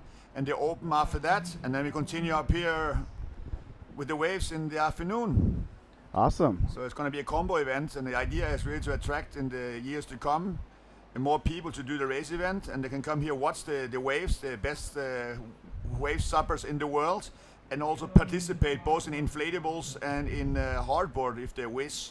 And that's been the official APP European Champion Tour for the past 3 years, and this year as well for the fourth time. And yeah, that's awesome. It's good to see. There's a lot of 80 participants last year, and there was 40 under 16. Oh wow! So you're pushing a lot for the youth. Yeah, that is a good number And a lot for for the the inflatables, because always the goal is to get a lot of European suppers down here on a easy, cheap flight, because this week is a very cheap week just before Christmas to fly down here. And always an inflatable, it's easy traveling as well. So yeah, there you it's go. a combo. Yeah. And, obviously going to do the waves as the main attraction, but we want to push the racing scene as well. And budget permitting, it's going to be also a full counting race event for the pros next year. And we're going to planning actually doing a technical right here on this sandy beach with the wave that you see. So they have plenty of challenge with the race boats to go out to the surf and come back in. So yeah, that'll be an interesting one. Obviously we have some nice ice today, but it can get a lot better. Just the wind has to turn east, and then we get offshore winds. It's kind of like Hawaii. If it's northerly, it's a bit bumpy, and if it's easterly, well, then it goes all crystal clear, and the waves look much better. So I'm just hoping for that to happen in the next days. That's going to go east. A normal pattern of the northeast trade wind situation is that it starts northerly, and as the days go on, it goes always more easterly in the days to come, and we're in a normal pattern. So hopefully by Saturday or so, it's going to be all offshore. Yeah, I know a lot of us are looking forward to those offshore conditions. We've seen it get good out here in the weeks heading up to the event. And look at that turn right there. He really went for it inside, just getting swallowed up on that shore break. That ride actually barrels as well when it goes offshore. Yeah, we got a taste of that a couple days before the event. There was definitely some tubes down the beach. It'd be nice to get that later in the draw. All right, so good luck to everybody, and go out and see what's going on the beach. So see you later. All right, Bjorn, thanks for stopping in. And anyways, everybody out there, spread the word about the live tickets so you guys can share the moment here in Las Palmas of Gran Canaria with your friends and motivate them to come and join us next year. Absolutely. Yeah, it's such a cool scene down here. Lots of surfing, lots of surf schools, and plenty of waves. There's a big beach here that offers a bunch of peaks all the way down the beach. And like Bjorn said, we're looking forward to some nicer winds later in the week. And so we could get a good experience of how this wave really could look like. Today, pretty challenging. There's multiple currents out there, and it's hard to stick your lineup. So Dave, tell us a little bit about your heat. You spent a lot of time underwater, but you got a few turns in? Yeah, I mean, I got lucky when I paddled out. I had a pretty clean get out. Got into that set wave. You know, it still was, still a low score, but it was a high score for our heat. And then I pretty much got caught the whole time after that. And I was searching for a second score, and my opponent got the score right before the heat ended, is what I heard. I couldn't hear anything out there. Didn't know what time it was. It felt like the longest heat ever. But man, I was out there so far, and I was still getting just pounded. And now it seems like it's a little bit more organized. If it looks like that at all, there's not those big giant closeouts. It's a little more lolly. So I think me and Sean Pointer's heat definitely was the more like challenging as far as that goes. Yeah, so it's hard to say. I mean, by the time I like caught my breath and everything, I had my chance to get a wave. And to be honest, when I was turning, I fell because it's quite bumpy and choppy out there, and I missed my opportunity. So that's on me. I missed my second scoring wave and then finished the heat sitting down because the time ran out. But that's how it goes. Low scoring heat, a little frustrating when you only need a 3 or something. But that's the name of the game, Anthony. So now I'm in here with my boy, and we're going to call the rest of round 1. We got women's round 1 coming up, and I think we're going to try to fire off some juniors heats as well. So a long day of competition. Thanks for tuning in. appworldtour.com. If you're watching on Facebook, feel free to share the live feed. Let's get some eyeballs on this final event of the year. As Leonardo Jimenez, our current heat leader, he's just having fun out there. You're like, where were those waves in my heat? Yeah, I mean the inside's a little bit more organized now, where there is kind of it's standing up where you could turn. In mine, it was just like death drops, and yeah, so it's really hard. You know, some guys are opting to go out, some guys are opting to stay in. What's the right call? I don't know. I think in a perfect world, if you could get that outside wave right all the way in, you know, you're going to get a slightly bigger score. I think the judges appreciate that you're making the effort to go all the way out the back. But then on the inside, you have a chance to get multiple cracks at a turn on the inside waves.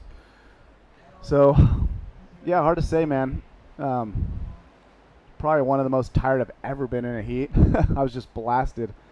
Coming back from injury a little bit, I haven't had enough time on the water, and this is a difficult, challenging event to come back in.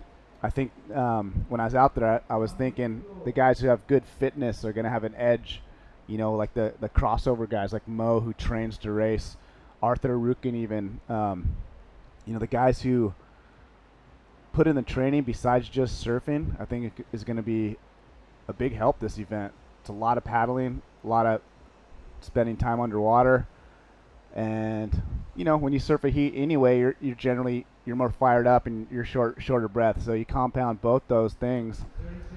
I mean, I felt like I surfed like 2 hours and it was only 25 minutes. So we'll see how it plays out. So we go to the replay, working the inside, and you can see the inside is quite challenging. There's a good landscape shot of the lineup. Towards the left, kind of more the outside left. A lot of swirling, a lot of currents. Super hard to keep your lineup. I ended up getting sucked really inside, kind of too deep. And if you're out too far on the side, then you're too wide to catch the wave. So, but you did catch one of the bigger waves of the day. And if I know anything about you, Dave, if there are some bigger waves in the heat, you're not going to sit on the small section.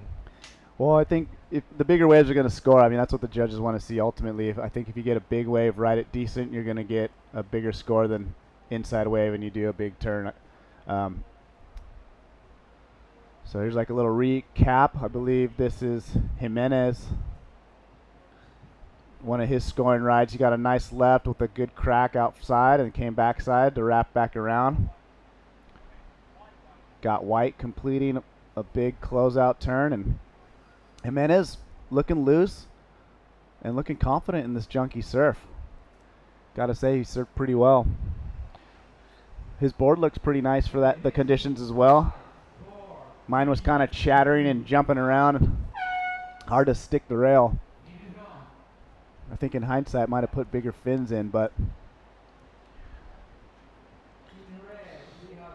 And there you hear the sound, the buzzer for our next heat in the water. That's going to be heat number 5. Alexis Daniel, Luciano Martins in white, and Carson Kermis in yellow. And winning heat number 4 is Leonardo Jimenez. So we're getting through some heats today, Dave, already on heat number 5. We've been up since before dawn. Yep. Dawn Patrol to get down here. The Bouillet bros right there. Talking strategy. What was better, my first turn or second turn? First wave or second wave? And pretty cool when you get a chance to have your siblings on tour. And Raquel was cheering for Leonardo. Raquel Coletes, thank you for tuning in. Make sure you guys tell your friends to tune in as well. And the more people cheering for you, I feel like the better your chances of doing good. Barry Bainey tuned in, Dave, just after your heat, so she missed it. But what's she doing up so late? But this is when she likes to go to the office, huh? Yeah, my mom's definitely a night owl. She goes to work late at night, and gets it done. You know, I guess less people around to bother you. So she's definitely a night owl, and thanks, Mom, for tuning in. Got people tuning in from all over the world. Some of our California friends, it's getting late over there, but they don't want to miss the action.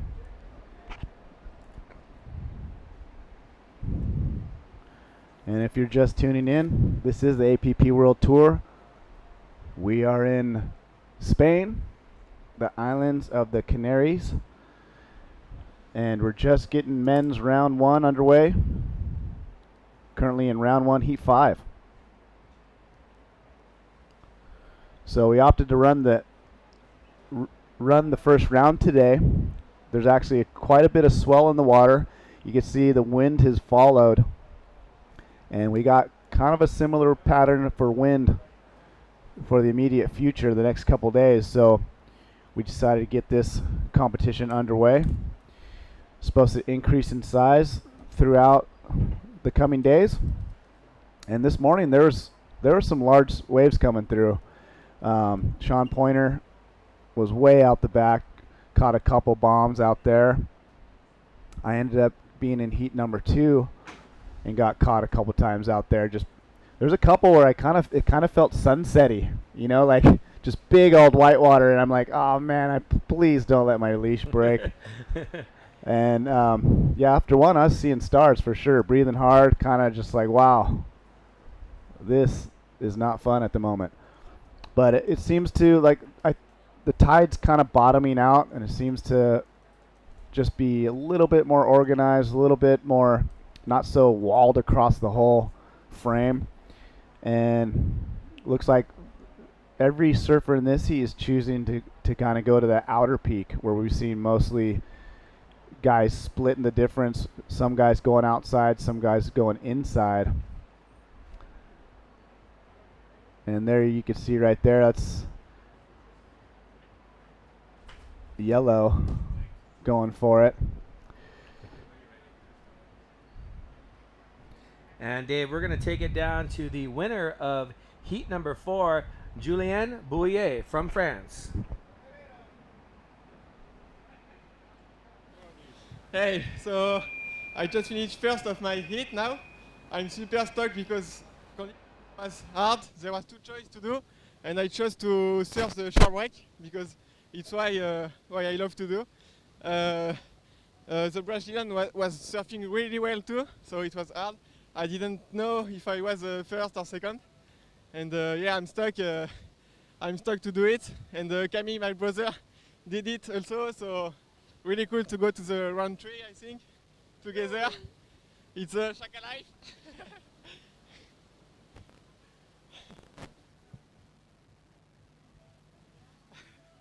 Thank you.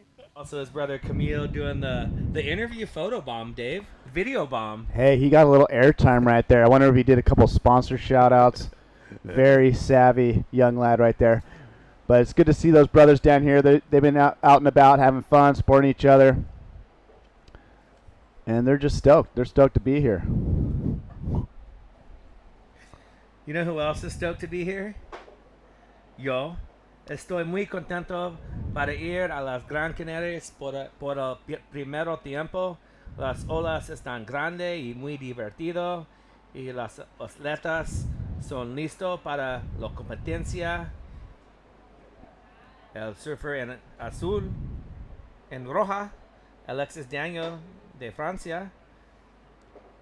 Alexis sent one off the top a little bit there, and you can see how tricky it is.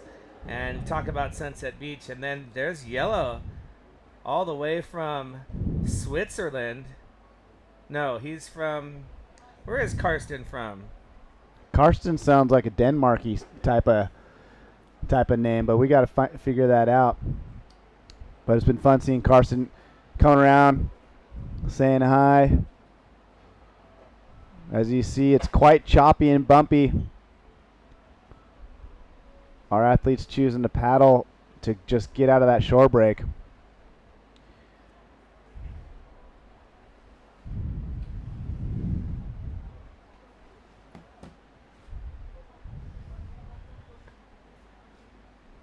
Yeah, I believe he is from Switzerland. So unless somebody can tell me differently, we're going to call Karsten from Switzerland. He was down there competing in China at the ISA World Championships. And he is here now surfing. So opening up his scoring from Germany. Karsten's from Germany. Thanks, Lara. Zane's giving us the info right there. Laura Clayton's tuning in. So Karsten from Germany. And, you know, it's really cool to see all of the surfers from the European countries and to have these events in Europe.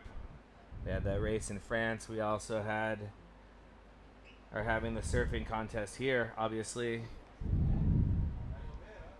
But we're kind of off the coast of Africa, Dave. We were talking about it yesterday. We finally looked on a map to figure out where the Canary Islands were. And if you look off the coast of France, you won't find the Canary Islands. You will not find it, no. And it's actually a part of Spain. And it's quite close to Morocco. And that was interesting for me to see on the geographical map. But, yeah, it's been awesome. You know, the weather's great. It's warm. Even though it's overcast today, it's not really cold. The water's really clear when you're out there. Just a nice spot. I know a lot of the guys have been doing some exploring on their time off. Mo's kind of explored the whole island with his dad, Tony. They went to the highest peak on the mountain, taking some photos and stuff. Looks super cool. Yeah, Mo definitely is always one exploring, and you know, you see him surfing a lot, and you just think, oh, he just surfs all day. But Mo's really someone who loves geography and loves seeing all the different spots that these places have. You know, makes his little video edits. Mo loves taking photos and videos, and you know, kind of cool to be able to tour around with your dad as well. Tony Freitas going to a lot of the events, and leaving Marvin at home to take care of the house.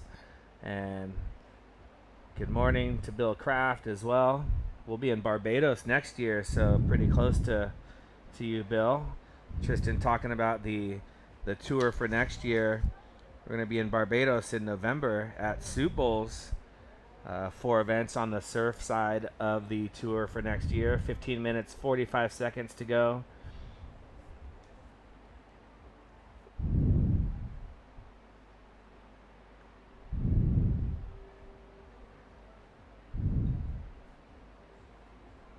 So we have in red Alexis Daniel from France, in white Luciano Martins from Brazil, and in yellow Karsten Kermis from Germany.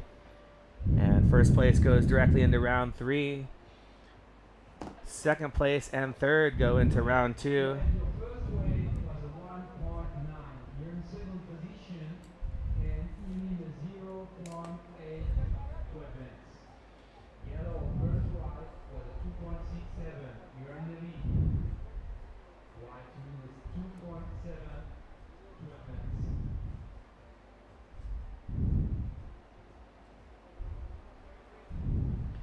So Dave, you get to surf again, possibly today in round 2. What do you think about that? I would have rather not surf today and made my heat to round 3. But, you know, if we do go again today, that'll be right. The high tide has been better generally out front. We get a nice reform. As you see, Alexis Daniel on the inside.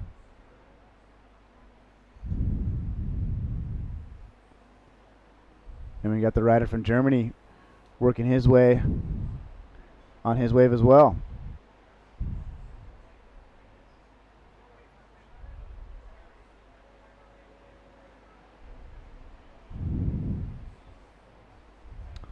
And that was Karsten Kermis in yellow. Just about 13 and a half minutes left in this heat. Here's a replay of that last wave from Karsten. And Goofy Footer on the left, you can see him getting low on that bottom turn.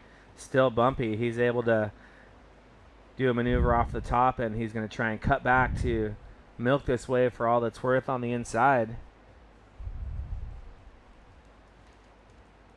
Yep, there's a good look at the seas right there. That perspective, you could tell just how bumpy it is. These narrow boards, it's not easy paddling back out, especially after a couple waves and your legs are getting fried.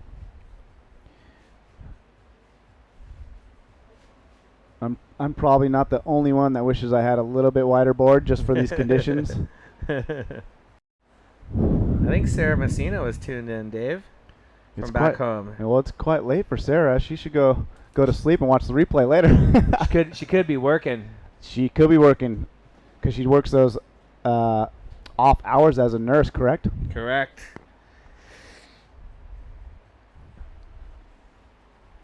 Hervé Bouillet. That's got to be maybe their father. Hervé Bouillet cheering on Camille and also Julien. Oh, look at Karsten on a good-looking wave and just digging his nose a little bit. And perhaps he was thinking what you were just saying, Dave, about a little bit of a wider board. So Guido Meyer is also letting us know that Karsten's from Germany. And had I just looked on the Stacked app, I could have seen that he had the flag underneath him, the German flag. And we're getting some scoring updates. So in red, Alexis Daniel, a 3.07 and a 1.9. Leonardo Martins being very selective. He's still waiting for his first scoring wave. And we see Karsten Kermis with a 2.67 and a 2.37. So we've got a close heat right now. And Karsten Kermis from Germany in the lead. Well done, Karsten. And there's Lecco checking in for the next heat. Yep, Lecco Salazar, one of my favorite surfers to watch on tour. Fellow goofy footer. Like watching him on Instagram as well. He's always posting clips and videos. Well-rounded surfer, waterman. His family, his dad, his brother, they all longboard super good. Shortboard, foil, and sup. So it's going to be fun to see some of the top seeds coming here soon.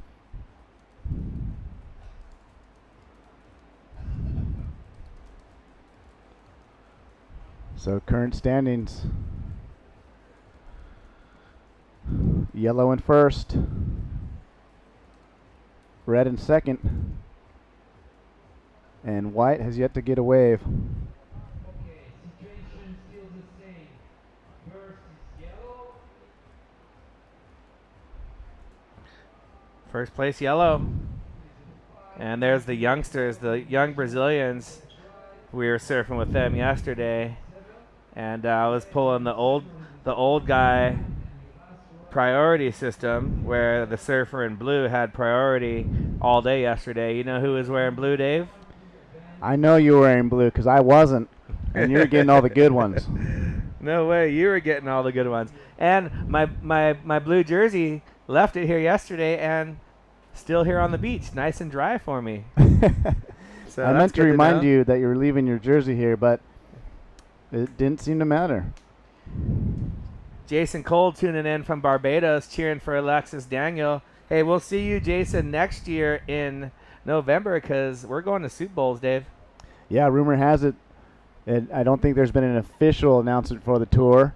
It's not posted or anything yet, but I have heard that Barbados is an official stop for next year, 2019. So Tristan made kind of an unofficial announcement here on the live webcast during your heat. Ooh, okay. And apparently the schedule is going out, live press release coming out today. So Tristan giving us a little press release preview. And we've got our 6 race events: London, New York, Japan, Dana Point, San Francisco, and Rio. And our surf locations: Sunset Beach, New York, Barbados, and Gran Canaria. This is the first year of a 3-year deal. Look at this wave going unridden. Wow, I am mind surfing the heck out of that wave. And we had a quick switch of order. Alexis Daniel took the lead for a quick second. Leonardo Martins looking to get his account started, and he's kind of on the shoulder doing a little bit of the safety route. So you can see how shouldery that was, and it just mushes out into nothing. So Leonardo's going to need to put himself a little bit more in the pocket like Dave Bainey. Well, I think Leonardo just wanted to get on the board right there. You know, he probably wiped away some nerves and a little bit of frustration. So he's on the board. He could calm down, go back out, try to find that nicer wave. And it is tricky, you know. You want to go deeper because you get those smaller kind of lined up ones. But if you time it wrong, you're going to be caught with the sets. So, you know, that's the balance. Do I go deeper and risk it? Do I go wide like Martins did and get kind of more of a mushy one and just get a score? You know, it's that type of break right now that, you know, there's a lot of luck involved. You know, obviously when you get a good wave, you have to surf it good, but you know, you're lucky to get one of those long lined up waves for sure. There you saw Alexis Daniel in red wanting an update from the live announcer, and they just said he needed a 2. But there's Karsten Kermis a little bit in the way of Alexis Daniel. Alexis had to pull off that wave, and it'll be interesting to see what the judges say about that one. And that is the first right we've seen out the back. Yes. And we have a special delivery, Dave. Ooh, I like special deliveries. One for you and one for me. We got a special delivery in the form of a breakfast sandwich. Y un café. Muchas gracias. Oh, and a coffee. Muchas gracias a yes. Danny. Azúcar también. Estoy muy contento. Muchas gracias, Danny. Muchas gracias. Estamos en las islas de Gran Canaria. Yep. Estoy Anthony Vela con Dave Bainey y presentando toda la acción de los surfers durante el día. Es el primer día en el contesta y mirando al amarillo. There we go. Karsten finding that inside kind of lined up one. He's done a good job managing this heat, not getting caught. He's got a couple turns already on this wave. Karsten, our Germany surfer.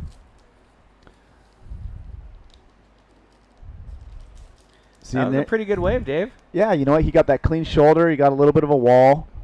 And, you know, he got lucky with that one because you can see Arthur Daniel behind him. His wave kind of more closed out. You know, we didn't get to see the beginning, so hopefully he got a turn off the beginning. And now he is working all the way to the inside. So I called it correctly. There was that paddling interference. Yellow was in the way of red, so... And here's the last of Alexis. He was looking for a 2, but this is before the interference. So that's the outside section that we missed, Dave. But the judges did give yellow Karsten an interference. We saw red paddling for the wave, and yellow was directly in front of them, and we call that a no-no. Yeah, and that's going to be unfortunate for Karsten.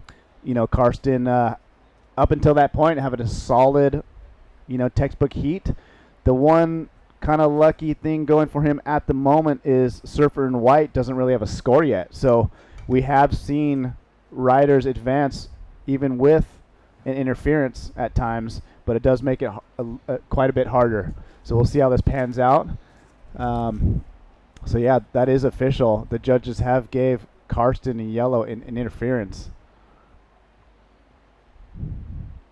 And that's unfortunate because he was having like you said, a great heat, and you know, really giving it to the established competitor Alexis Daniel. Alexis making it to the quarters in New York, so sitting equal 5th on the current World Tour rankings. So Karsten from Germany was making the best of his heat, but it's got to still give him confidence going into round number 2 if he doesn't make it through this heat with just under 4 minutes to go. Yep, and Karsten does have father time in his favor. We're winding down this heat under 4 minutes, and Surfer in White does not have a solid score at the moment. So we'll see if he can hang on. So either way, they get to surf again. First place goes directly into round 3. Second and third place go into round number 2. And Alexis looking for an update. It's hard. Is it hard to hear out there, Dave? Can you hear what's going on? You can't hear anything. Nada. No, I was trying to figure it out, and even the timer flag from yellow to green, you could barely see it. I couldn't really tell. I thought my heat might have been over because the heat felt really long, and then right when I thought it was over, they blow the 5-minute horn. So that was a little frustrating because you go from one mindset like, oh, it's probably over pretty soon, to like, oh, I got 5 minutes left. So yeah, it's difficult. You just gotta surf a solid heat and just do your best, because you're not getting too much info. The lineup is way further out than you think, and there's a lot of wind, so definitely muting any type of info you're getting from the announcer. And Dave, you've been on the tour for a long time. Give us a little bit of history on, your first event and some of the events that have been your favorite. Yeah, for sure. It's been fun. Tristan and the APP, they've always wanted to go to these exotic locations, and that's always super cool because it gives us an opportunity to go places like we've never been. I've never been here to the Canary Islands, and I got a full-time job. I'm a dad and stuff, so I haven't done the entire tour, but I've done it in spots where I can, and it's been fun. I got to go to the British Virgin Islands. I've done the Hawaii events, and yeah, it's been super cool. And my first event ever was the Huntington Beach event they had back in the day, and I was stoked. My first heat, I made the quarterfinals. I lost to Zane, and that got me pretty stoked to try to do the next ones. But yeah, as you can see, Alexis Daniel out the back, wanted to hear a situation, but who knows if the judges could see him, because I was waving my paddle the whole time. I didn't really get an update either. So Alexis Daniel is in first. Karsten, with that interference, is still sitting in second. 1 minute left. It's looking pretty good. I don't even know if Martins knows. He probably needs a really small score, and that's when you gotta kind of have that experience. I mean, he could probably catch a whitewater and do a couple turns and maybe make this heat. Well, but second and third go to round 2, so you've got to win the heat in order to go. That's into true. round 3. Yeah, you're right. So he needs a 5.3 something.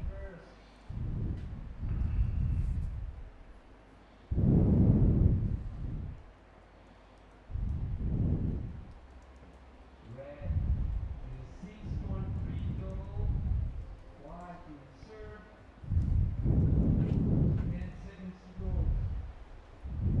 10 seconds 10 seconds to to go. go. 4, 3, 2,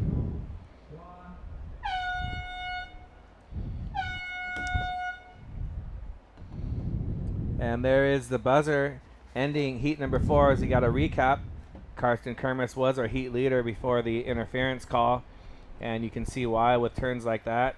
And here was in red. Here's the interference. So red paddling, and Karsten just went right underneath him and in front of him. So that was an interference right there on yellow. Yellow on red. Yep. And I don't necessarily think Karsten meant to do that. For sure not. You get in those awkward positions where you're paddling out and the surfer's trying to go, and it's it's bumpy and tippy and you can't really get out of the way. But lucky for him, he got that interference, and he still held on to second place. So that's a good warm up for him. He's got to feel, like you said, he hopefully got some confidence surfing that heat, because he was leading that heat the entire time until that interference. So that's the end of heat number 5. We're just going to get round 1, heat number 6 underway, and we're going to get it underway with a bang. We got current ISA world champion Luis Denise with his mentor, 2012 APP world champion Leco Salazar. So 2 of the most dynamic goofy footers we have in the world on this tour are going to square off in heat number 6. Goofy versus, no, 2 goofies. They're both goofy. And this is going to be a great heat. Some of the German contingent trying to tune in, and we don't understand the German, but basically, if you're wondering what happened, Karsten got an interference. So that means he interfered with Red's wave, as we saw in that heat replay. He basically paddled right in front of him. It's something that you don't want to do when you go surfing, you know, at your local surf break. And if you do it in a contest, you will be deducted. So I believe his second highest score was cut in half. Yeah, but have no fear. This is a non-elimination round. You do want to try to win these heats, get to skip around straight to round 3 for first place. Second and third will do battle. In round 2, we see yellow up and riding. That's the youngster, Arthur Lemon. And Arthur says, okay, you guys might be world champions and all, but don't discount me, as he was looking for the tube right there, Dave. Yeah, I think he kind of got caught in between decisions. He was going down the line with speed, looking for that section to hit it. And for a split second, he was perhaps going for the barrel. And before you know it, too late, nothing. And he got a 1.0 for that ride.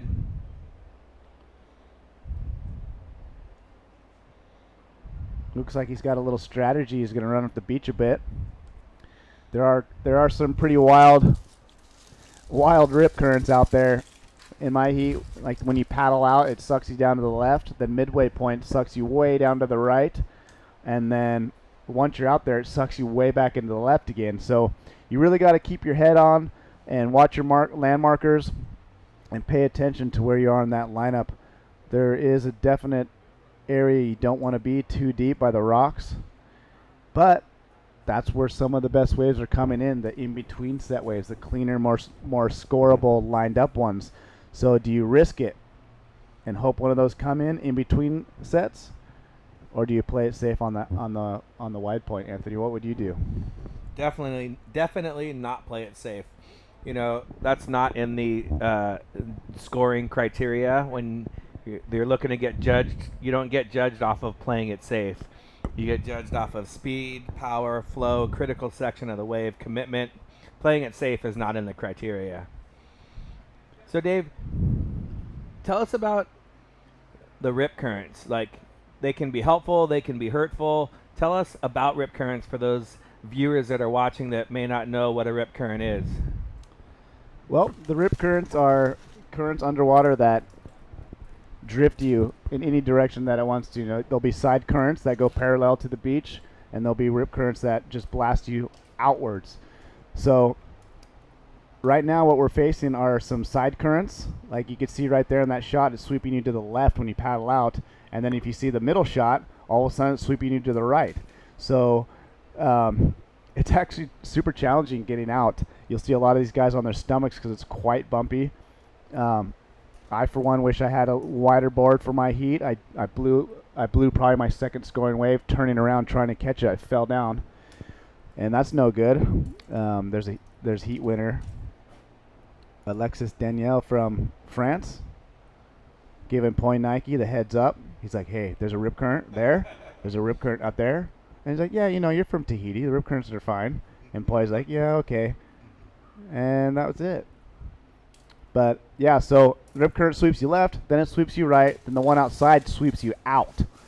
As we see Leco Salazar in white from Brazil, 2012 APP World Champion. This is his first wave. Round 1, heat 6. And there we go, out the back in red. Luis Diniz from Brazil. Getting a nice turn out on the shoulder right there. Luis fresh off his gold medal win in ISA China. Two-time ISA winner, recipient of the gold medal.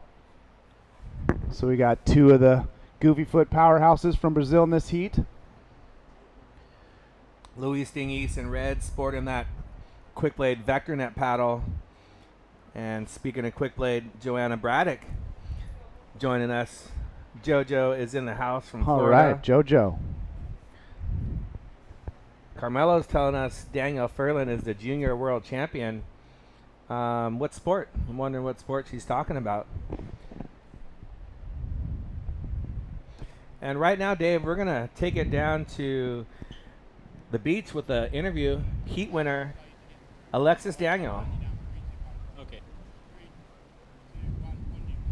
Yeah, I'm pretty okay with the condition, but it's super hard to make the heat good. That's why I'm happy to go through to the round 3 and see you after what the forecast tell.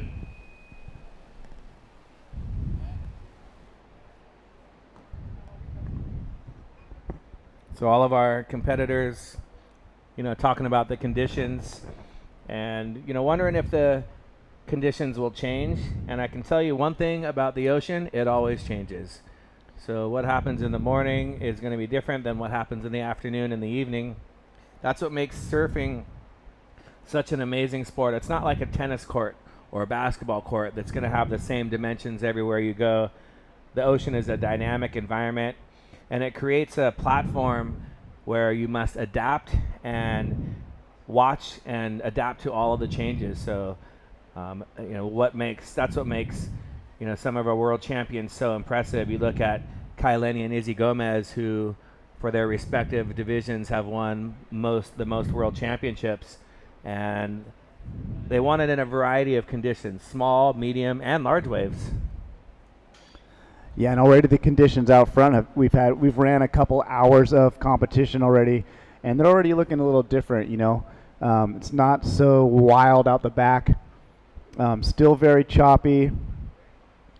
Still a couple peaks to choose from, and it's no surprise the two goofy footers are out at the main peak on the left. And we got Arthur Lemon trying his hand on that inside right. Yeah, that's a smart move. I would stay away from the world champions and, maybe stay on my forehand, especially with the bumpy conditions. And he's putting some scores on the board, I think, competing against, and we'll watch a replay of his wave from the beginning. You can see him eyeing the lip. He goes up and over. And I think that was he went for the move, but kind of hesitated halfway through. Well, I think that's a trade-off from going outside to inside. Outside, it's not as stacked up. You could get more of an open face style turn. Inside, you got to go for it a little more and hope you stick it. Dave, that first turn that you did on your first wave was like perfect Dave Maney style, patience. It looked so cool. From our vantage point, I don't know how it felt to you, but it looked super cool, and it was really fun to watch. Well, I was stoked just to get a wave like pretty early in the heat, way out there, and it did provide a section, and it was fun to ride it all the way in, but then that just set up the rest of my heat where I spent paddling for the most part. So and underwater and seeing stars and huffing and puffing. But so the schedule for today, Dave, we're currently in heat number 6. We're almost halfway through the 12 heats in the first round. After the first round, we're going to do a call for the women. So 12:30 p.m. local time, we're going to do a call for the women's first rounds, and perhaps begin with the women's first rounds, and possible call for the juniors as well. So Jeff Bryant, there's your answer. We're going to have the women are going to have a call at 12:30 for a possible 1:30 start for women's round 1, and maybe even get into the men's repechage rounds as well. And Leco Salazar has found a nice little left. You can see him already looking right for that bank off the whitewater. Nice looking turn right there from Leco, and he's going to keep cutting back, hoping this wave has something on the inside where we saw all those competitors in the best move contest performing. So a little bit mushy, a little bit tricky today, but we were watching the Pipe Masters last night, and sometimes those early rounds, it's not the ideal conditions. You want the ideal conditions for finals day. Yeah, and definitely the swell is looking, the swell forecast is looking quite big for the remainder of this event. We're getting a little replay of, or is this live? That's Leco Salazar in white. Replay. When you see the slow-mo. But Lecco laying into a couple turns. Trying to make that reform. So we'll try to get some scores for you guys. So current heat status, we got Luis Denise leading the heat. Lecco Salazar in second.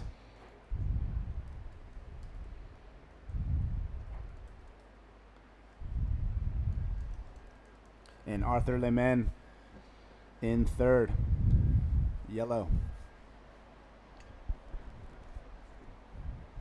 So now Arthur needs to just step up and go over to that left with the world champs and just say, hey, I'm here, you guys. I'm going to get my waves. And that's exactly what he's doing. He's made his way over. And you can see Lecco Salazar, in white. And all the competitors avoiding that outside section. They're kind of on the inside looking for the reforms where there's a little bit more scoring potential. When you caught that first wave, Dave, were you all the way on the outside? Yeah, I made it. I got pretty lucky paddling out before my heat. I made it pretty clean all the way out, so I was able to get one out the back and a little deeper. So it did offer up a section.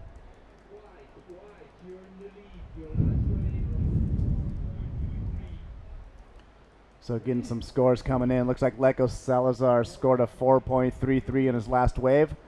Jumps him up to first place. So current status is Lecco Salazar white in first. Second place in red, Luis Denise. And third place is Lemen. And first place will go straight to round 3. This is a non-elimination round. Second and third will do battle in round 2. And yellow looking for a 6 point to make that, to turn this heat.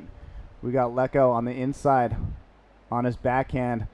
Lecco, one of my favorite guys on his backhand. Such an impressive surfer. Really reading this wave quite well. Gets 2 cracks off the top, fades back. And it looks like he surfed this wave before. Anthony? Yeah, that's the best wave I've seen in all 6 heats so far. Luis Denise, current heat leader, he's going to try and match that. But Lecco Salazar, multiple turns, getting in some commitment there. Here's Luis Denise with the section. Nice little snap right there. He's looking to rebound right. Beautiful cutback right there. And another one coming up, and he's going to set up for one more maneuver. Luis Denise, just airdrops into the shore break right there. So 2 good rides from the Brazilians, Dave. Yep, they got some good scores right there. It was fun to watch that exchange. Lecco always seems to look for his backhand, so strong on his backhand. And Luis Denise, one of the fastest surfers on tour, able to link a couple turns and navigate that shore break. Sí, y hola a las mujeres, Tareen Black y también Shakira Westorp están en la playa mirando los hombres y Vaya Moreno también. Las mujeres van a empezar a las 1:30, ¿es posible? Es una llamada para las mujeres a las 12:30 por empieza a las 1:30. Y entonces el juniors también. And Arthur Lemon most likely is competing in the juniors as well. You can see he's doing the runaround and the leash hop. Yeah, just grab that leash. Hold it in your hand. I'm tired just watching him run, Dave. Well, there is some theory running up the beach. There are some big currents. We see a replay. Lecco able to get close to vertical on that wave. I love how he just cut back into that reform. That we see Luis bang one on that oncoming section. Back to his backhand. Gets a nice carve. So good exchange right there. And great replays from our guys in the booth, because that's exactly what you were talking about, is how that was a good exchange right there. Both of the guys, kind of going back and forth, and that's what we want to see in these heats, is all the surfers having, scoring potential and back and forth action. It makes it very exciting. So great replays, great surfing, and there you see the Carl Ring karaoke right there. Yep, and what an exchange it was. I saw that Lecco Salazar slipped into first place for a hot second, and then Luis. Oh, and he's back in first, actually. So current status in the water, Leco Salazar white with a 7.16. Second place, Luis Diniz in red, 4.33. Arthur Leman looking for a high score. He's got a 2.27. What I am wondering is if the last score from Luis has come in yet. So currently in the lead with about 9 minutes remaining, we got Leco Salazar in white.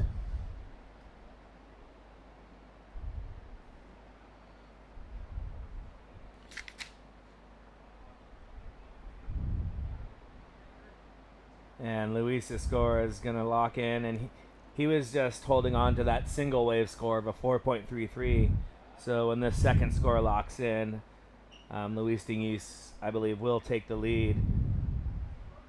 But Leco also has his last wave score to lock in, and Leco's last score is going to be in the 6.83 range. So once these scores finish, we're getting it to you on screen, but once it all gets sorted out, we're going to have Leco Salazar in the lead, and Luis Diniz is going to be in second.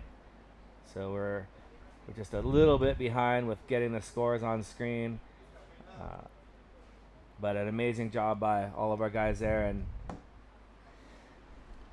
yeah, and Leco getting into that 6-point range. Judges have been, pretty stingy on giving big scores today.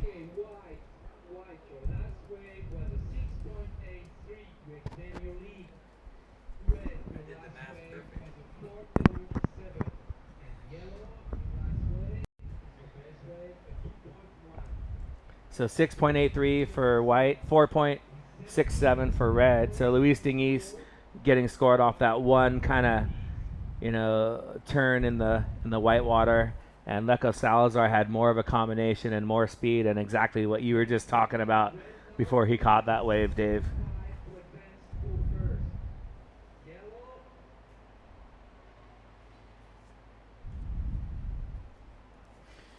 Yeah, and if you're tuning in on Facebook, feel free to ask some questions, say what's up. We're very happy to give some shout outs. And just right now we got Jason Cole tuning in. He's got a question, Anthony. He wants to know any insight into the equipment that competitors are using. Have you been able to walk around and see styles of boards?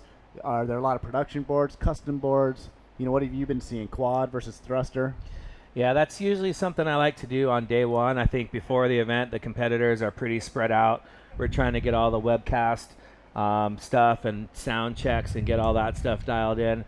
As the contest starts rolling and, we have some breaks and things, we can start kind of getting a gauge on what the guys and girls are riding. So day one, we won't give you a whole lot of board info, but I can assure you that as the contest continues to go on, that's one of the things that I love talking about and very interested about. You see Poinike Rioja riding one of the lower volume boards, and he's one of the bigger competitors on the tour, riding that thruster setup. You talked about Mo Freitas's Rogue board and his kind of 2+1 setup, his little twin fin with the little small trailer fin. So we'll be bringing you some insight as to the competitors' boards, especially as we get into the later rounds.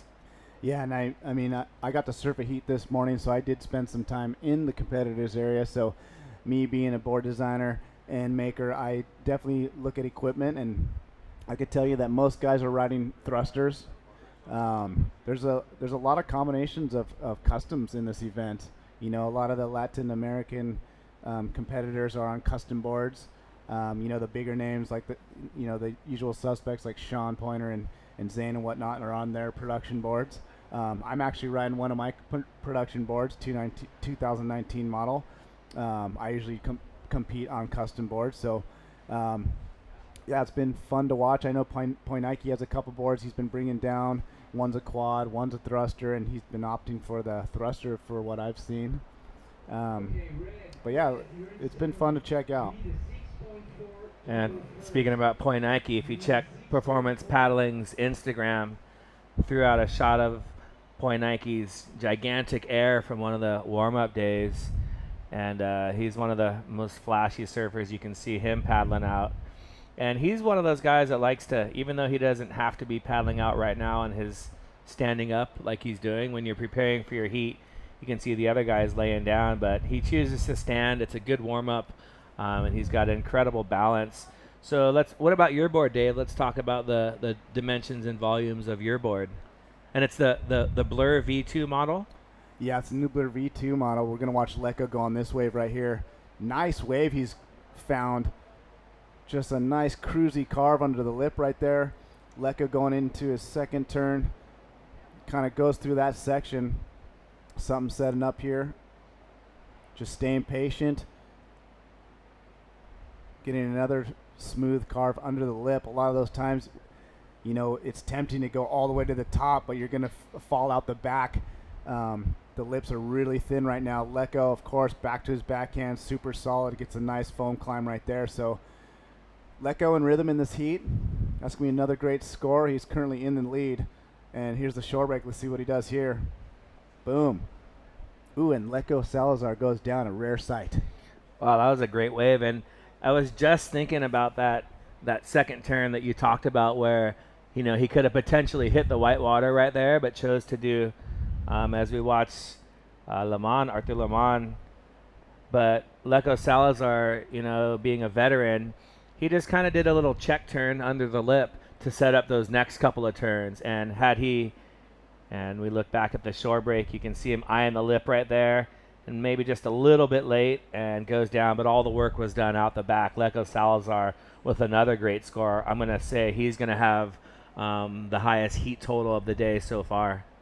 Yeah, the waves definitely seem to be cleaning up a little bit more, giving some opportunity to get some bigger scores with that cleaner left starting to work. And Lecco Salazar, perfect timing, matching some great surfing with some good waves.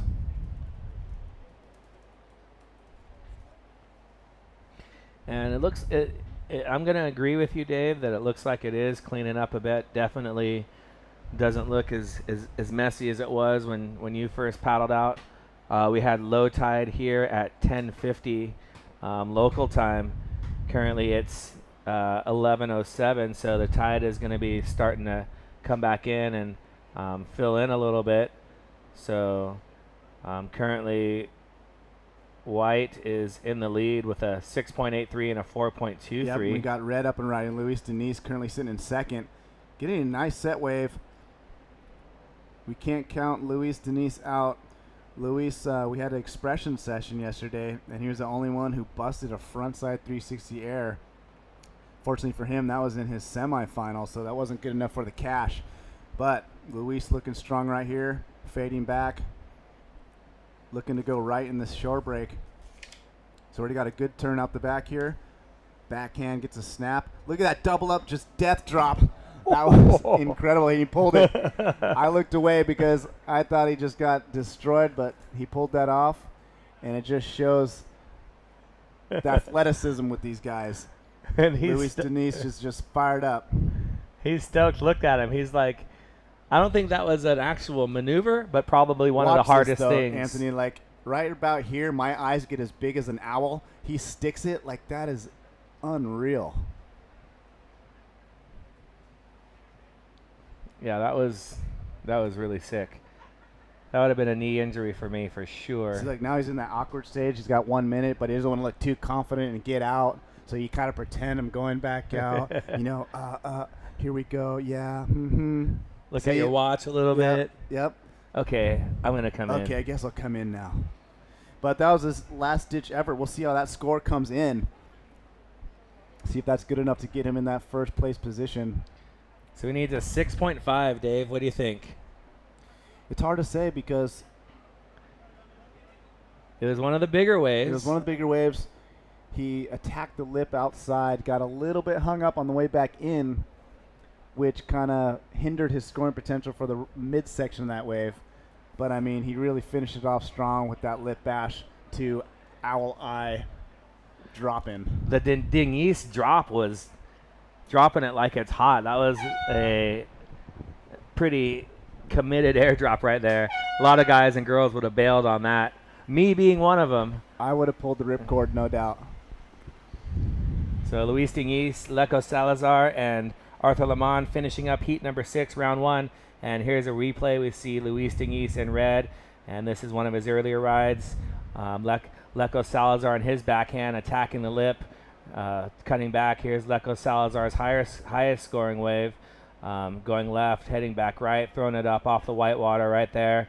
Luis Dingis, backside attack to Dingis drop, the world famous Dingis drop that got thrown down at the Canary Islands. Setting up heat number 7 in red, Poinaki Rioja from Tahiti. In white, Arthur Arukin, our race world champion, newly crowned world champion. And in yellow, Oscar Ruiz Perez from España. So heat number 7. We're halfway through round 1, Dave, and the action is getting hotter every heat. Yep, this heat 7 is going to be pretty sweet. Poinaki, one of the standouts in the warm-ups for sure, surfing every peak and ripping.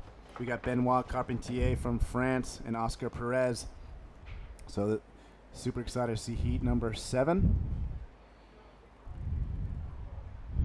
If you're just tuning in, this is the APP World Tour.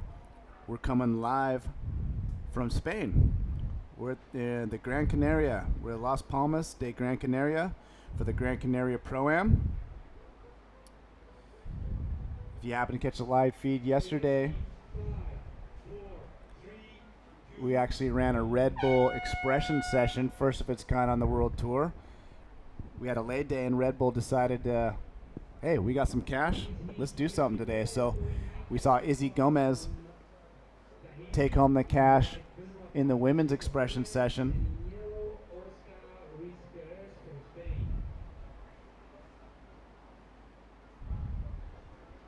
And Anthony, who won the men's expression session? I am forgetting at the moment. This guy, Poinaki Rioja, That's right, first Poinaki. place. Zane Schweitzer, second place, and Benoit Carpentier in third. So first and third from yesterday get matched up in round number 1, heat number 7. So two banger heats back to back. And there's Luis Dingis, always smiling. Nicole Pacelli's like, bro, that airdrop was so sick. She's like, right there, you airdropped. We all thought you died, but you didn't die. And here you are, I'm talking to you. And great heat. And Luis Dingis, one of the smaller guys, he's got such a small board. It's unreal. And it's actually small for him as well. The volume in that thing, when he stops paddling, he literally is up to his waist. He probably rides the smallest volume ratio on tour. I know he's got a 6'10 and a 6'8. Okay, I mean, that's unreal. I'm riding a board a foot bigger than his. So even in these conditions, he's able to stand up and catch waves on that thing. And honestly, I was like at my threshold of standing up on my board. And I would have loved to have a slightly wider board for my heat. But it just goes to show that Luis Dingis, 2-time ISA gold medalist, on top of his game. Yeah, and we're still waiting for that last score to drop because Luis needed a significant score in order to overtake Leco Salazar, who is in control of that heat. So we'll see if we can get an update when we can. There's Leco. He's got the poker face all the time. You can never tell if he's happy, mad, sad. That is true. No, and Leco's super cool. When I first met Leco, I was super intimidating. He was the current world champ. I drew him in a wave, in a heat, and he just destroyed me. And, he's kind of quiet at first, but now over the years I got to know him a little bit, and he's a funny dude, man, and just a good guy. And I love to see him ripping. He's one of my favorite surfers to watch on the backhand. So still waiting for scores of that last heat, the official scores. So we'll get that to you guys as soon as we can. But right now we're in round 1, heat 7. We are having 25-minute heats. And you're watching Poinaki Rioja from Tahiti. And up and riding right here. Is that Oscar Perez? That's Poinaki Rioja. Oh, that is Poinaki. And he's one of those guys that can manufacture scores. You see, he just takes a small little wave on the inside and 2 turns right away. We were talking about him the other day, just how much speed he's able to generate. And he's a fast paddler. You can see his Huntington hop just connects him to that next section. He's going to take that left and then try and rebound right if he can make that connection over the double up. But Poinanki Rioja just getting his account started. And there you see Leko with the smile. So I think we're still waiting for the score, or we didn't hear it. I'm not sure. Does Leko know? He's standing in front of the camera, so maybe he's getting ready to do the post-heat victory interview. Yep. Last score from Red, not enough, 5.1. So it was Leko Salazar winning that last heat. And you're right, Dave. Let's go take... In a second, we're going to go take it down to Leko Salazar. But he's stoked because he saw Luis Diniz' last wave, and he didn't know. But Leko showed some smart surfing out there. You know, not banging it too hard off sections that potentially he could have fell or, fell off the wave, and just timed it perfectly. Had a lot of moves on the inside. So we're just waiting for our camera crew to get set to throw it down to the interview with Leko Salazar. And we're ready. Let's hear from 2012 World Champion, winner of heat number 6, Leko Salazar. 2, 1, yeah, I'm live on you. How's it out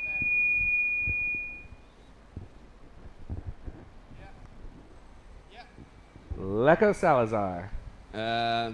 I'm so happy. My first time here. The best surface the world stay here. Keep going to the round 3. Thanks my family, thank my sponsor in Brazil, everything. All right, thank you, Leko. Leko's stoked, obviously. Yeah. Super stoked to go straight into round 3. So this is we will see Luis Diniz and Arthur Lemon again in round 2. And first wave for Poinanki Rioja, 6.5. That's the way to open up your heat. Yeah, and that's a good example of getting busy outside, Anthony, because he didn't make that inside connection. So very high score for only riding the outside right there. So Poinanki doing nice work, getting some damage out the back. And for everyone that's tuned in, I'm just going to ask a small little favor, because we want to get as many people tuned in as possible so all the sponsors know that people are watching and that the sport of stand-up is growing and worth their involvement. So go ahead and share this live feed on your Facebook page and help us get more viewers, as Benoit Carpentier looking at this right, Dave. Yep, the Frenchman, Ben. Nice swooping card right there. Being patient for this one. Fading back, he knows the inside's coming. Yesterday we saw a couple barrels down this way. Ben getting nice another carve. Opting for the knee leash. Little snap hook in the pocket right there. Ben staying patient. Gets another little reform and navigates that elevator drop. So Ben, nice clean surfing right there. We'll see how that stacks up against Poinanki's first wave of a 6.5. So that was a bigger wave, I think. Maybe more cutbacks, not as aggressive. But we're not the judges, so let's see what happens. Yep, we got yellow now. Oscar Perez on his first wave. Backhand turn.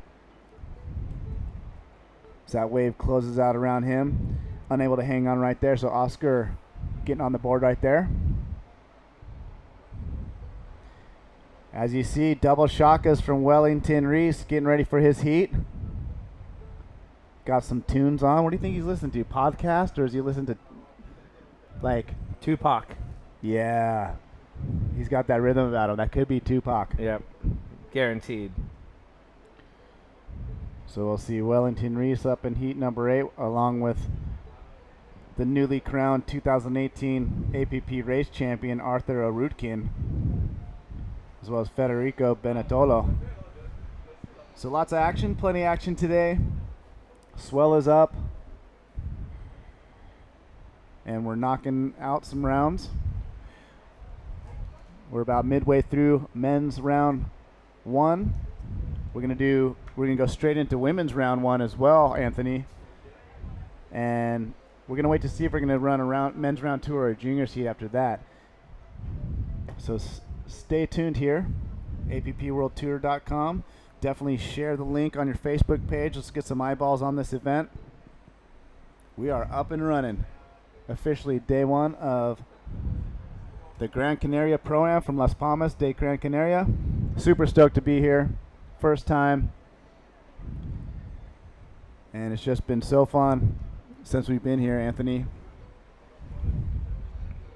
And some great places to eat.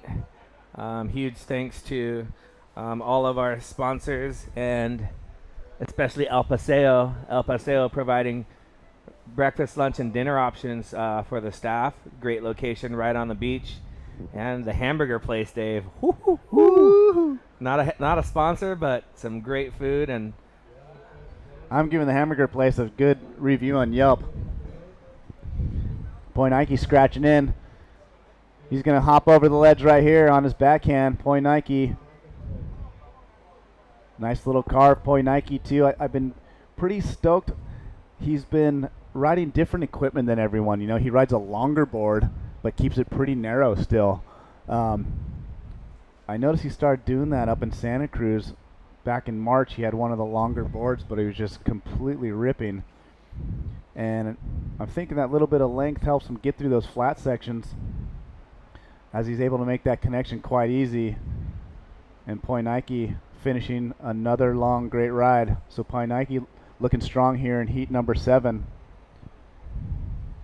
And longer board, you know, maybe narrow and less volume for sure, because he's one of those guys that's sinking his boards as he's paddling and waiting for waves as well. So Poinike Rioja here with his grandparents. They made the trip to the Gran Canaria, and in Tahitian style, his grandmother, I have not seen her without a flower in her hair. So very Mel Weigel-esque, where she's just wearing the flower, smiling.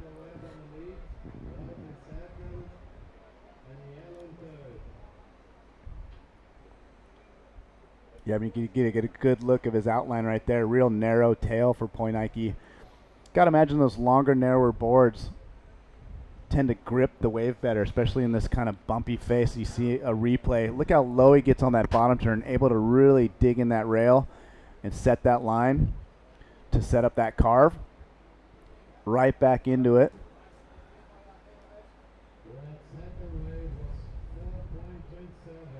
So Poinike scoring a 4.97? 2.7. So he is in the lead. Have we got an update on Ben Carpentier's first wave? Yep, first wave for Benoit Carpentier, 5.0. And first wave for Oscar Ruiz Perez, a 3.5.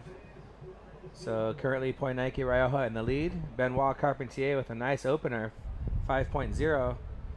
And 3.5 for Oscar Ruiz Perez. Es muy bueno para ver todas las competidores de España.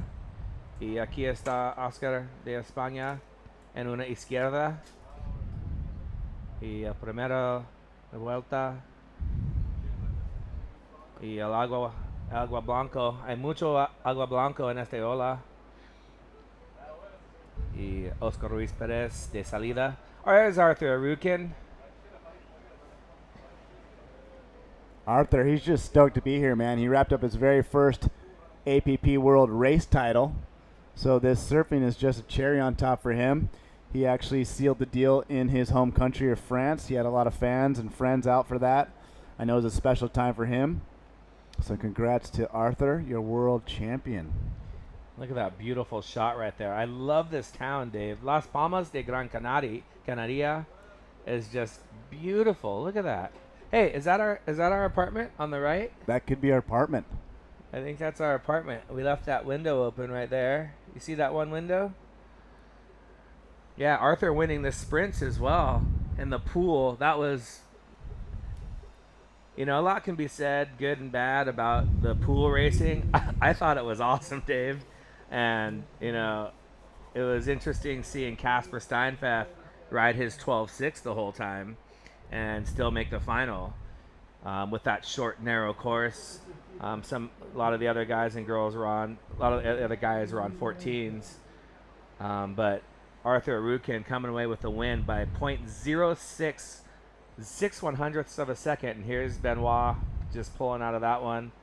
Fellow Frenchman, Benoit. Yeah, speaking of that pool, it was super fun. First of its kind to have a World Tour level event. We were at one of the biggest boat shows in the world in a convention center, just to lay the landscape for you guys if you weren't able to tune in. And we had a specially designed pool for these sprint races. So it was a 2-lane sprint race pool, and you had to go around buoys, and we had it timed, and it really gave a good atmosphere to watch the racing. Like the people were literally, 6 feet away from the action, getting sprayed, getting splashed. And I think it was really fun to see, and it was just really easy to call, and it was just cool. It was like full arena vibes, and there was a really big crowd to come check it out. So well done, APP. Yeah, I was, doing the whole race director thing, so I haven't had a chance to go look at the live feed yet, but I can't wait till I have some downtime to watch the live feed, because I know they had all the camera angles, and it was just a beautiful setting there, and I particularly really love the pool setting, and the vibe and the energy was really awesome.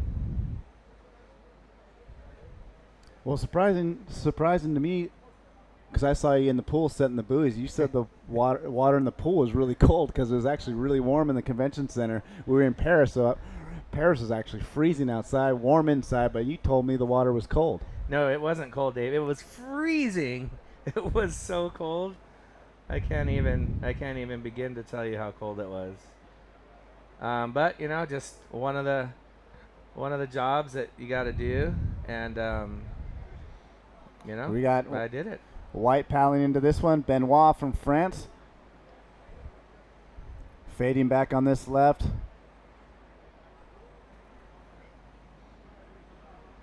He's a little bit more on the outskirts of this wave, so getting pretty fat, not much lip to work with, but now he's just looking for that inside connection, and he looks like he's going to get it back to this right, but redirects left, doing a really good job navigating. There's so much bump and stuff going on. As you see, Benoit looked like he got caught in between decisions going right or left, and that wave just closed out.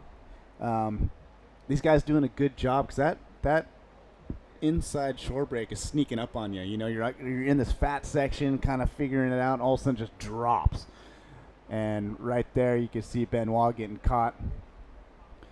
You'll see him navigate over that bump, right? So now he thinks he's home free, but then comes up to this bump. He's a little on top of it, and then it just bottoms out on him. And right there, he's like, there's nowhere to go. I'm gonna bail out. And look at him. He's in the free surf zone. So like we were saying, there's gnarly currents out there right now. As we see Oscar in yellow battling away, and Oscar currently sitting in second place. So we got Poinike leading the way here in first place in red. Oscar in yellow, Oscar Perez, as you see just then, in second. And Benoit Carpentier sitting in third. We got just about 7.5 minutes left in this round 1, heat 7. First place goes straight to round 3. Gets to skip round 2. This is a non-elimination heat. Second and third will battle it out in round 2. So our surfers definitely trying to get that first place nod. And I want to say hello to Zane Schweitzer, who's watching us, Dave, saying we're doing a decent job. Zane's coming up in that last heat number 12. He gets to, came down early for the call this morning, gets to go home and rest, and prepare for the final heat. Zane is fighting for his first world title. He's been in it since the beginning. He's had some event wins. I know he's won at Sunset. And he's really worked hard this year and put himself in a good position as we see Benoit Carpentier. Yeah, Benoit up and riding. We'll see if he pulls out, decides to back out of that one. Benoit, you can see the first competitor we've seen with a neat leash, Anthony, and that reminds me that Benoit, if you guys have not seen, has a pretty sick edit out right now of him riding a longboard style sup. You can see that on supthemag.com. Benoit, an avid surfer of all disciplines, great shortboarder. He's been definitely foiling, and I think his main background is competitive longboarding, if I'm not mistaken. So, pretty sick edit of him. If you guys got time, check that out. I believe I saw it on supthemag.com. I'm definitely a fan of the longboard style surfing and supping. You know what I'm a big fan of, Dave? Ripping. Oh, yeah. We got Benoit back up in action already. He's in that wider peak looking for this right. Staying patient. Hits the lip right there. Switches the paddle. Get that roundhouse cut back. Open up those shoulders. Nice paddle technique from Ben. Just sitting right behind that peak, being patient. Gets another carve. Paddle getting stuck in his leash for a second there. Able to get it out. And bang. Nice solid re-entry to finish that off. So we'll see how that stacks up against Poinike's scores. Poinike getting a big score at the beginning of this heat. We haven't seen him in a while, so he's probably being patient, waiting for a good one out the back somehow. Yeah, and Benoit Carpentier on that wave. That first turn, I thought he could have been a little bit more aggressive, but then he saw more than I did and was able to get, a second good turn and then finish it off with a very nice third turn. So Benoit Carpentier really reading that wave well, and we'll see how that's gonna. Judges are gonna score that. So here's that first turn. Yep, and It was Benoit pretty aggressive, but I thought it could have been a little bit more aggressive. Yeah, and it's probably a little easier for us to safe, all safe and sound here in the box. In my heat, it was definitely hard to navigate all the bumps and nooks and crannies on that face, and Benoit seemed to time that section quite well and surfed this wave really smart. That was the money turn right there. Yeah, he let it loose. He let it out on that last turn. So going through the motions and ends with a bang. So we'll see where that score comes in for Benoit.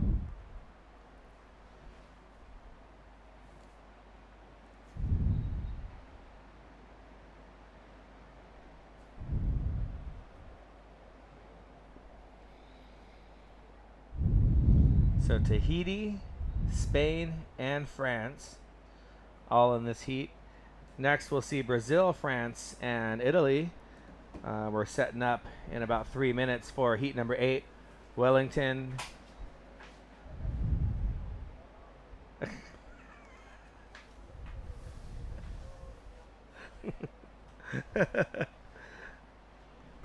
just asking how to make it not full screen, and it was like not working. Yeah, we're setting up heat number 8 with Wellington Dos Reis, Arthur Arukin, and Federico Benetolo. Okay, we've got 2 minutes, 30 seconds left. It had a change in the situation. White's on the lead now. His last wave was 6.23. Benoit with a 6.23 taking the lead, Dave. So just like you said, it's easy to second guess up here in the booth, but Benoit did what he needed to do to take the lead.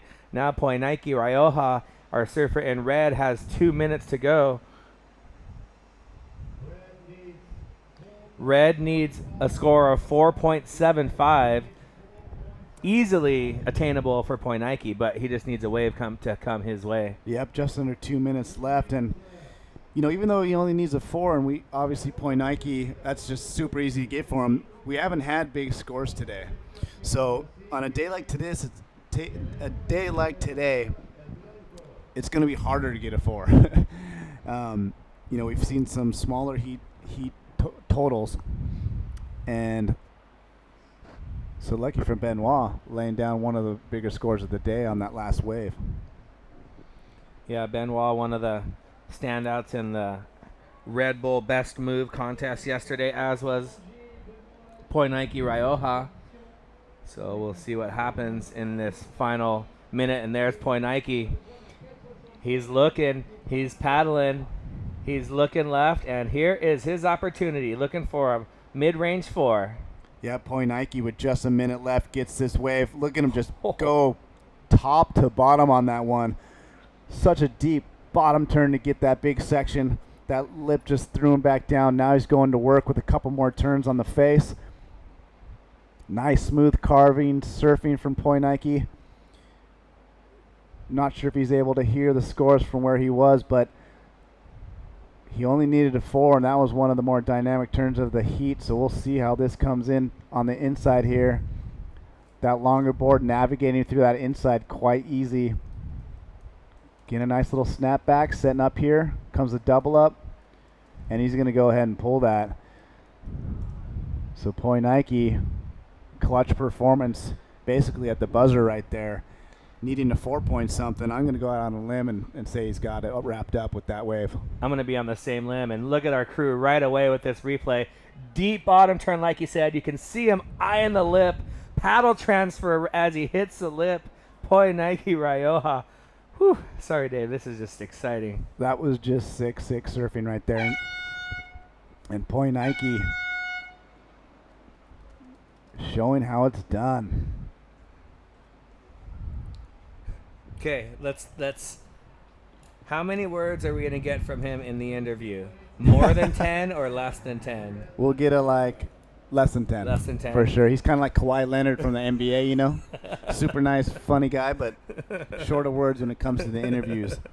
But I'm curious to see this score, Anthony. I want to say that's the sickest turn we've seen all day. Yeah, I agree. And I'm willing to bet we might see the biggest score of the event thus far.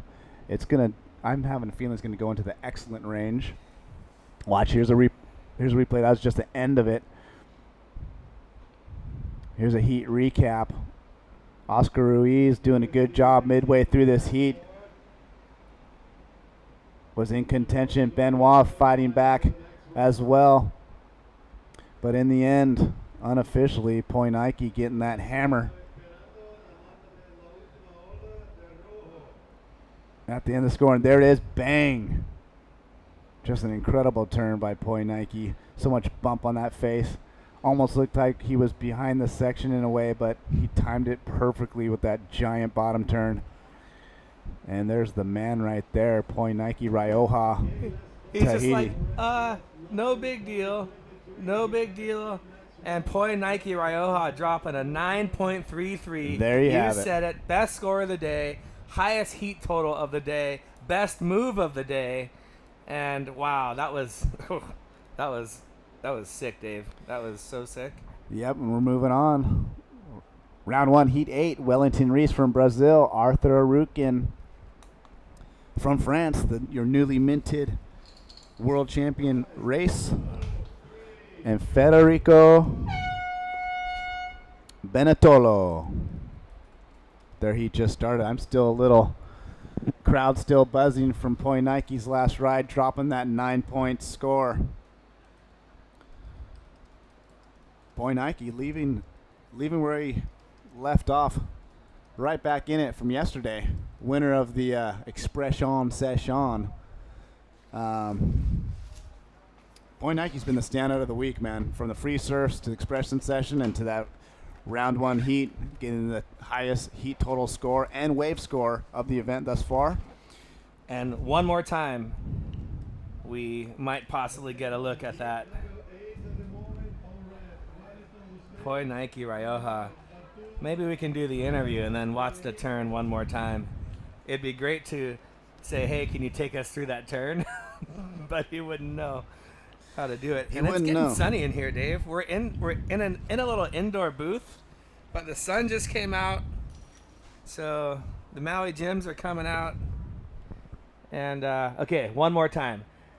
And Dave you were taking us through this, talking about this. He almost faded that bottom turn. It got so bumpy and just nailed it. The timing, the commitment, the speed, the critical section of the wave. It had all of the criteria.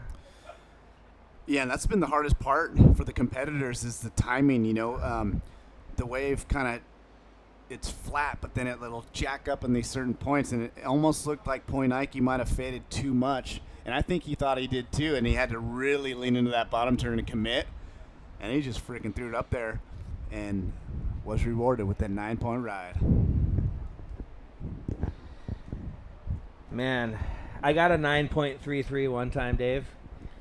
Yeah, were you in gymnastics? No, because I got a 4.3 and a 5. Hey, there's more than one way to skin a cat, Anthony. Congratulations on your 9-point.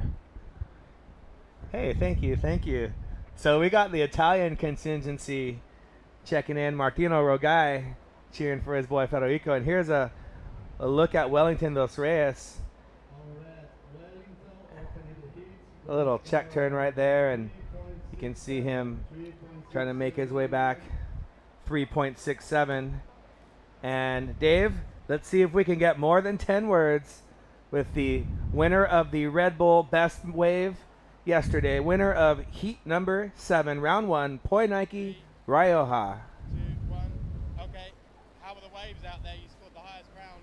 How was it? The waves are very good. I'm happy to made it to the round 3, and I want to say thanks to all my sponsors, F1, Manera, Etetinui, Virus, CrossFit Varwo, Etetinui, to all support, and my family, friends, my girlfriend, and my grandparents here with me. Thanks. Maruru. Baralu Poinike, 37 words, the most he's ever done, highest score of the day, most words he's ever done. And did you hear him give a shout out to his good friend Anthony? I did. That was awesome.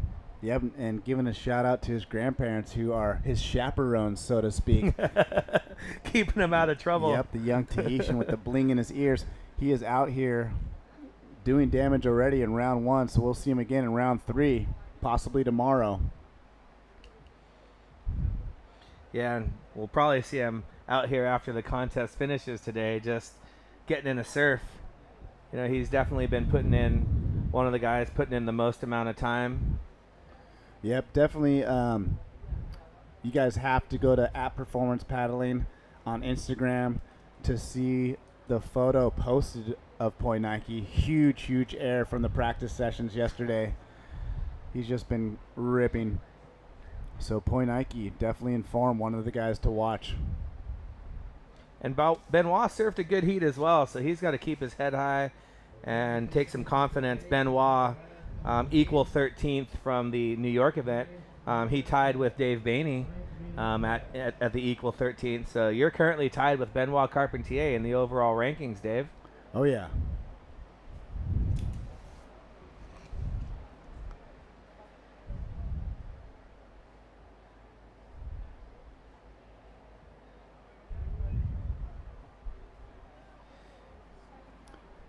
Yeah, and we will be crowning world champion at this event, Anthony. This is the final event of the 2018 season. You see Tamil from Peru getting ready.